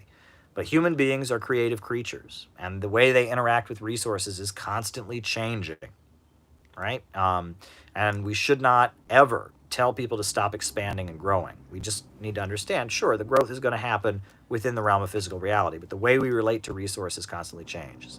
A few years ago, I listened to Xi Jinping give a speech that was good, if not better, than any given by FDR. Xi Jinping is great. His speech on the 200-year anniversary of Karl Marx's birth was excellent. People should go check it out. All right, alt-right, Occupy, counter-demo. This force wasn't at Occupy Wall Street, basically, is the question. During Occupy, it was interesting. There were lots of libertarian elements at Occupy. They called themselves voluntarists, anarcho-capitalists. They were there. There was Ron Paul people at Occupy. And there was, every so often you would meet like an anti-Semite at Occupy. There'd be someone, saying, anti-Semitic stuff. It existed, but they weren't hostile to, Occupy. They were just kind of there and promoting conspiracy theories. And I don't know, but there wasn't the cancel culture. That's one thing I noticed. Like there was no, no one was harassing those people. It was weird. So yeah, but there was a right-wing element at Occupy Wall Street for sure, but yeah, there you go. All right, the labor theory of value, how does it apply to hedge fund billionaires? Well, I mean, you talk about money that's made from other money, you talk about fictitious capital, right? That's not, that's Marx talks about fictitious capital, right? People who make money from other money. The labor theory of value refers to products being created and sold, right? But, derivatives and real estate speculation and things like that, the labor theory of value doesn't really apply. That's fictitious capital. It doesn't represent any real value. It's money made from other money. All righty. Okay. Nazi aesthetics versus Italian futurism. Okay, well, Italian futurism, that was a school of art that was sympathetic to fascism. And it was like science fiction art. It was about the future. It was about historical progress. There's actually the Futurist Manifesto, which you can read, it kind of glorifies violence, and it has it's rather it's actually misogynist. If you read the Futurist Manifesto, it talks about hatred of women and masculinity and such. But it was looking to the future. It was about historical progress. It was like the glory of speed. Whatever, you can read the Futurist Manifesto. I quoted it in an essay a while back. Futurism is a school of fascist thought, but what separates it from most fascist thought is while it does emphasize violence, while it does emphasize might is right, it's very future-oriented, right? It's very science fiction-y almost. Whereas Nazism was all about the past. It was about knights and castles and, Wagner and the glorious medieval tradition and social hierarchy, and the same with Japanese fascism. Japanese fascism was also about looking backward, and that one interesting aspect of Italian fascism is that it did have this understanding of historical progress. What's interesting, though, is if you read the Futurist Manifesto, as I said, hatred for women, belief in punishment, belief in might is right, glorification of violence. It has reactionary. It's very reactionary. It still has that. You go read the Futurist Manifesto for yourself. I mean, it's clearly reactionary. It's clearly a lot of things that you talk about being ugly about fascism, but it does have this kind of future orientation. All right. All right. Maoist productive forces build up during the GPCR. Yeah, there were increases in production during the Cultural Revolution. That's true. But overall, the growth in China didn't really explode. There wasn't like a huge explosion of growth until the reform and opening up. But yeah, I mean, look, during the Cultural Revolution, there was production. During the final years of the Cultural Revolution, the Gang of Four started having strikes, started organizing strikes around stupid political issues. They at one point organized a strike called No Production for Revisionism, basically trying to sabotage the economy because they didn't agree with Deng Xiaoping's policies. But yes, there was some economic growth during the Cultural Revolution, right? Yeah, it's not true that, but again, there's the story about Jiang Qing, Mao's wife, and how she stopped. China could have started making color televisions. I've told this story before, that a group of Americans, a group of students from China went to the United States and learned about color televisions. And the USA wouldn't send high technology like color TVs to the Eastern Bloc. They couldn't buy it. But China could do business with the Eastern Bloc, so they had this proposal for China to start making color televisions and sell them to the Eastern Bloc. And Jiang Qing, got on television and ranted against the students. It was called the Glass Snail Incident, and said that color TVs were decadent and bourgeois, and China would never want to make such a thing. And that the snail, these students have been given a glass snail, as it was a coded attack on China or something like that. It was awful, right? That, the Gang of Four argued that you could get to a higher stage, you would get to communism in poverty. And that's the problem of the Cold War. Throughout the Cold War, because there was a blockade of socialist countries, because there wasn't going to be a socialist revolution in the West, because the labor aristocracy, because of that, because the labor aristocracy was much more well intact, you weren't going to have a revolution in the United States or Britain, right? Most of the population was too comfortable and wasn't going to have a revolution. It wasn't like now where living standards are dropping. Because of that, and because the socialist countries like Cuba, like China, like the Soviet Union were isolated, there became a confusion that you could build communism in poverty. Che Guevara, his essay, Socialism and the New Man in Cuba, it's beautiful, but it's wrong. It's wrong, right? You can't build socialism without material incentives, and you can't build an egalitarian society without, in the state of poverty, without economic development, right? And the Cultural Revolution repeated that mistake, right? And during the Cultural Revolution, and the worst example was Pol Pot, who said that Cambodia didn't even need to industrialize. They could just remain an agrarian economy, right? And they could have communism on the basis of an agrarian, non-industrial society. You need the basis, the whole point of the critique of the Gotha, not the whole point, but in the critique of the Gotha program by Marx, he makes it abundantly clear. Short summary of Che Guevara. He makes it abundantly clear that the basis of eradicating class differences and eradicating inequality is abundance. Abundance, right? That it's by raising the level of productive forces that you get rid of inequality. When there's enough for all, people don't hoard, right? That class society is based on scarcity. This is Marxism, right? And during the Cold War, that notion got lost. It got lost, right? In the final years of Stalin's life, Stalin kind of lost that. In Cuba, Che Guevara lost track of that. Mao lost track of that during the Cultural Revolution. Pol Pot, all of that, we need to get past that. We need to get back to what Marx said in the Critique of the Gotha program, which is the basis of building an egalitarian society is material abundance. That is what we need to remember. All right. Okay, differences between the original Black Panther Party and the new Black Panther Party. Well, the original Black Panther Party was a Marxist-Leninist organization The new Black Panther Party was started by Muslims. At this point, it is not a Muslim organization. They have Christians, they have atheists, they have other people, but it's more of a black nationalist organization in its outlook. The original Black Panther Party was oriented toward Marxism, Leninism. They studied the Little Red Book. Angela Davis gave them Marxism classes. The new Black Panther Party, Malik Zulu Shabazz, the guy who came before him, what was his name? The guy who started the new Black Panther Party. He was kicked out of the Nation of Islam, and he started the new Black Panther Party. What is his name? Khalid Muhammad. Khalid Muhammad, Dr. Khalid Muhammad. Dr. Khalid Muhammad and, Dr. Malik Zulu Shabazz. Their outlook is much more Islamic and much more anti-imperialist, but they don't represent the whole group. There are a lot of different views within the new Black Panther Party from what I understand. And that's in my experience with it, which I have no idea what they're up to now. I'm talking, it's been 5 or 6 years since I've talked to somebody in the new Black Panther Party. But my understanding is the new Black Panther Party was started in the 1990s by Khalid Muhammad. Khalid Muhammad died. Malik Zulu Shabazz became the leader of the new Black Panther Party. And he was the founder of Black Lawyers for Justice. He was the leader of the Million Youth March in Harlem, which was kind of a Nation of Islam effort. And then when they broke away, they formed their group. And Malik Zulu Shabazz, you can look him up on the internet. He's been on Fox News, and he's argued with Fox News, and he's a black nationalist activist, and that's the new Black Panther Party. All right. Next, Frederick Engels' Principles of Communism. Walid Din Muhammad. I do know who that is. Okay. All right.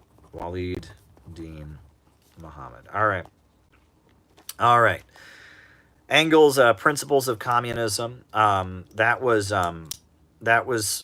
It's an FAQ, basically. They didn't call them frequently asked questions, FAQs, back then, but it's a Q&A that Frederick Engels wrote explaining communism. It's like the first question is, what is communism? And he says it's the doctrine of the liberation of the proletariat. And it's basically restating the concepts of the Communist Manifesto in really short, to the point, question, answer form. That's what it is. All right. China indebts people, China-Iran agreement. Look, when China goes around the world, it doesn't result in impoverishing people. It raises them out of poverty. It increases living standards, right? If you look at all the countries in Africa that are trading with China and all these places, China's trade has been very beneficial. It doesn't impoverish countries. All right. What are some of the biggest achievements to counterbalance his failures during the Cultural Revolution? All right. Achievements in Cultural Revolution. Okay. All right. How would American socialists nationalize industries with Congress not going along with it? Well, I think we would follow the democratic process, right? If there was a way that they could be nationalized with an executive order, we would do that. But obviously, we would follow the democratic process with Congress going along with it, right? We favor a peaceful democratic transition to socialism. So, there you go. I mean, obviously, we wouldn't want to break the law and do it in a way that was illegal. All right. Okay. Which was the most devastating, U.S., Japanese, or British imperialism? Well, British imperialism was like the first imperialist power, right? And they introduced the world to the horrendous realities of imperialism. However, U.S. imperialism has been the top dog ever since at least the end of World War II. So, I don't know. It's not a contest. It's not about who's the worst, right? It's about realizing that the system of imperialism is bad and we can get beyond it as a society. It's not about who's the worst, right? It's not about hating one country more than another. It's about realizing that imperialism is doomed, and that, that when countries break free from imperialism and start developing, that's a good thing. And that imperialism is not a policy, it's a system. All right, short summary of Che Guevara. Che Guevara was born in Argentina. He was a doctor. He became a communist. He lived in Guatemala. When the Guatemalan government was overthrown, he, stopped being a member of the Guatemalan Communist Party. He met Fidel Castro in Mexico. He went with Fidel Castro to Cuba. They established Cuba as a socialist society. He lived in Cuba for a while and started trying to, was a head of the National Bank. And then he went to Bolivia and tried to organize a revolution, and the CIA killed him. That's Che Guevara's life. Che Guevara was a revolutionary anti-imperialist. He was a leader of the Cuban Revolution from Argentina. He's a symbol of anti-imperialism and anti-colonialism. He had a romantic image. Yeah, I mean, that's a short summary of Che Guevara. You asked for it, I gave it to you. All right. Walid Din Muhammad. If I'm not mistaken, Walid Din Muhammad was the son of Elijah Muhammad. So, all right. The Nation of Islam is a religious group started among African Americans in Detroit. The leader of it was Wallace D. Fard, also known as Master Farad. And he was the founder of it, and it was a small religious group in Detroit that, they had elements of black nationalism, elements of Islam, and elements of the Bible. Wallace D. Farad, Master Farad, they called him, disappeared, and Elijah Muhammad became the leader. Elijah Muhammad made the Nation of Islam really grow. It was in the 1930s, and it rapidly expanded very quickly. Elijah Muhammad was the leader of it. During World War II, they supported Japan because Japan was not a white country and it was fighting white people, so they supported Japan.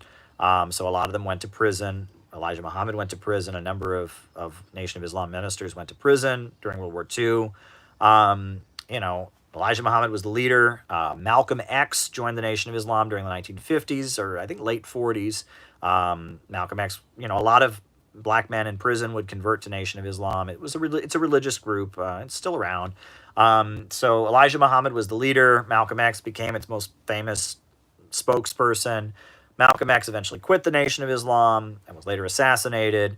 Elijah Muhammad was the leader of the Nation of Islam. Elijah Muhammad died, and his son, Walid, I believe his son is Walid Din Muhammad, right? This is ridiculous. I love Caleb. Okay. All right, great. But anyhow, so Walid Din Muhammad, I believe, was the son of Elijah Muhammad. This is for an unnamed diet beverage. Thank you, Joanne. And he's the son of Elijah Muhammad, and he's the one who took the Nation of Islam of Elijah Muhammad and converted it to Sunniism. Right? The Nation of Islam, led by Elijah Muhammad, they converted to Sunniism. And I believe that's Walid Din Muhammad. They converted to being Sunni Muslims. Now, later, Farrakhan restarted the Nation of Islam. They changed their name, too. I forget what they were called, like Islamic Organization in America, something like that. And they were no longer the Nation of Islam, and they were Sunni, right? Minister Farrakhan didn't get along with Elijah Muhammad's family, with Walid Din Muhammad and Elijah Muhammad's family. So Minister Farrakhan, restarted the Nation of Islam in like the late 70s, I think 1978. He restarted a group called the Nation of Islam, whereas the group that Elijah Muhammad had started had changed its name and kind of dissolved and converted to Sunniism. So, the Nation of Islam, started by Elijah Muhammad, had some very, very, very specific beliefs that are not in line with what Sunni and Shia Muslims believe, right? The Nation of Islam, and I'm not here to represent them. The Nation of Islam, I admire them. They are great folks. They do great work in the community. I went to Iran with them. I've seen what they do in the black community. I always buy a copy of the Final Call. It's an amazing newspaper. It's really an honor on my part to be quoted by them. And I'm not going to explain their beliefs because I won't do it justice. And their beliefs are not my beliefs. I am not a Muslim, and I'm not a member of the Nation of Islam. And my views are not their views. So if I were to try and tell you what the Nation of Islam believes, I don't think I would represent it properly. So I would encourage you to talk to a member of the Nation of Islam if you get a chance. Go get on the internet, listen to Mr. Farrakhan and what he believes. Their beliefs are their beliefs, not mine. And I don't want to misrepresent them here. So go listen to Farrakhan, go listen to Elijah Muhammad. His speeches are on the internet. That's what they believe, right? And Walid Din Muhammad was the son of Elijah Muhammad, if I'm not mistaken, and he dissolved the Nation of Islam and converted them to Sunniism, and then Farrakhan restarted the Nation of Islam later. And I hope that's correct. I think that's who Walid Din Muhammad is, if I'm not mistaken, but I could be wrong. Okay.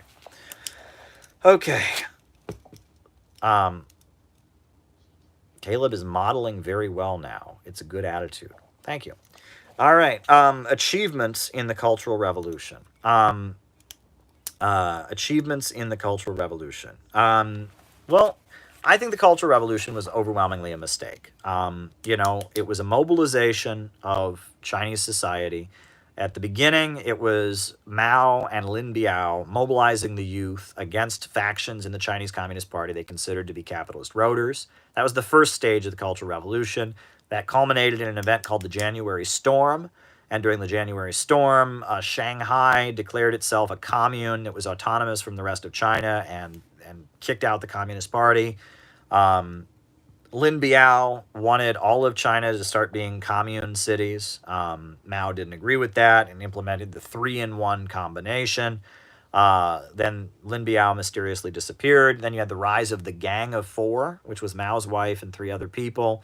And the rise of the Gang of Four coincided with deporting all of the Chinese urban young people. All the young people in China who lived in cities were deported to the countryside to engage in farm labor. The idea was that would humble them. They would know how the peasants lived, and it would humble them. That was the Cultural Revolution, and it came to an end, with the rise of Deng Xiaoping. Deng Xiaoping ended the Cultural Revolution, launched the reform and opening up. After the death of Mao, after the death of Zhou Enlai. Did anything good happen in the Cultural Revolution? Well, one thing that happened in the Cultural Revolution was that there was an all-out effort to eradicate superstition and primitivism and all remnants of feudalism in Chinese society, right? Which feudalism had been very deeply entrenched in China, right? There are a lot of feudal traditions and feudal superstitions. Well, the Cultural Revolution was an attempt to just wipe those things out, and it was very ugly. And in some ways, it damaged China's cultural heritage because a lot of beautiful historic sites, ancient temples and such, were destroyed. That was problematic. But, empowering women, right? There was a lot of empowering women during the Cultural Revolution. I had a professor in college, I've told this story before, who was a professor who had grown up during the Cultural Revolution. She was Chinese. She, was a professor in the United States, but she'd grown up during the Cultural Revolution. And she felt the Cultural Revolution was bad, but she did have a good experience. One thing she shared with me is that when she was sent to the countryside with all the other youth, at night, all the other Red Guard youth, they would have to have classes. And that during the Cultural Revolution, they had a campaign called Criticize Lin Biao, Criticize Confucius, right? Where it was they would study Lin Biao and how Lin Biao was, had betrayed Mao, and they would study Confucius and why Confucian teachings were not in line with Chinese communism, and that she was assigned to lead a class discussion of the other Red Guard young people about criticize Lin Biao, criticize Confucius. And that she said that's when she realized she wanted to be a college professor. And that, in traditional Chinese society, women did not lead classes. That didn't happen. So she was empowered to lead a class, and she led like a class discussion, and she felt very empowered by it. And she grew up to become a college professor. So that might be a positive thing that could have come out of the Cultural Revolution, the empowerment of women, the rolling back of some of the superstition and traditions. But at the same time, a lot of people got killed. And a lot of people, there was a lot of chaos. There was a lot of fear, and the rules seemed to change. There was a lot of mob rules. So overwhelmingly, I think the Cultural Revolution was bad for China. I think the Gang of Four were wreckers, right? Look, there are some people in, who come to power by building things. And then there are other people that come to power by persecuting people and wrecking. Mao was a builder. Mao came to power by trying to build a new China, building, societies. Well, the Gang of Four, their whole existence was about persecuting people. Again, I work with Richard Wolff. He's an amazing man. We don't agree on everything, but every moment I spend with him is amazing. He's a great person, and that's all I want to say about that. And David Harvey, I've listened to some of his lectures. I don't agree with a lot of what he says, with what David Harvey says, but he's worth looking into. These are academic Marxists. But yeah, and that the Gang of Four were wreckers. their whole careers had been about persecuting and punishing people. They emerged during the Cultural Revolution because they were really good at persecuting and punishing people. And that is toxic. You can't have wreckers run a country. Wreckers don't run countries. Trotsky was a wrecker. Everywhere Trotsky went, he spread chaos and instability. Trotsky was a wrecker, and Trotsky, not good, right? Mao, builder, but, the Gang of Four, wreckers, and they were a disaster. And when they got locked up, it was seen as a step forward for China. Wreckers are bad. I'm going to end the broadcast because it's been a while and I'm getting tired and I got work in the morning. Before I go, I will just recite for you a poem that kind of sums up how I see the world. I did not write this. I don't know who did. It's anonymous. It's all over the internet. But this kind of sums up how I see the world. On a busy street in a busy town, I saw them tearing a building down with a ho-heave-ho and a lusty yell. The men swung a beam and a sidewall fell. I said to the foreman, "Are these men skilled, like those you would hire if you wanted to build?" The foreman just smiled and said, "No, indeed. Unskilled labor is all that I need, for I can easily wreck in a week or two that which took builders years to do." So I thought to myself as I walked away, which of these roles have I tried to play? Am I a builder who builds with care, measuring life with a compass and square? Am I living my life by a well-made plan, striving to do the best that I can? Or am I that type who scours the town, content with the labor of tearing things down? You don't want to be a wrecker, folks. You don't want to be a wrecker. You want to be a builder. You don't want to be a vandal. You want to be a city builder. And there you go. Folks, we need a government of action to fight for working families. A new upsurge in the struggle against U.S. imperialism is now emerging throughout the world.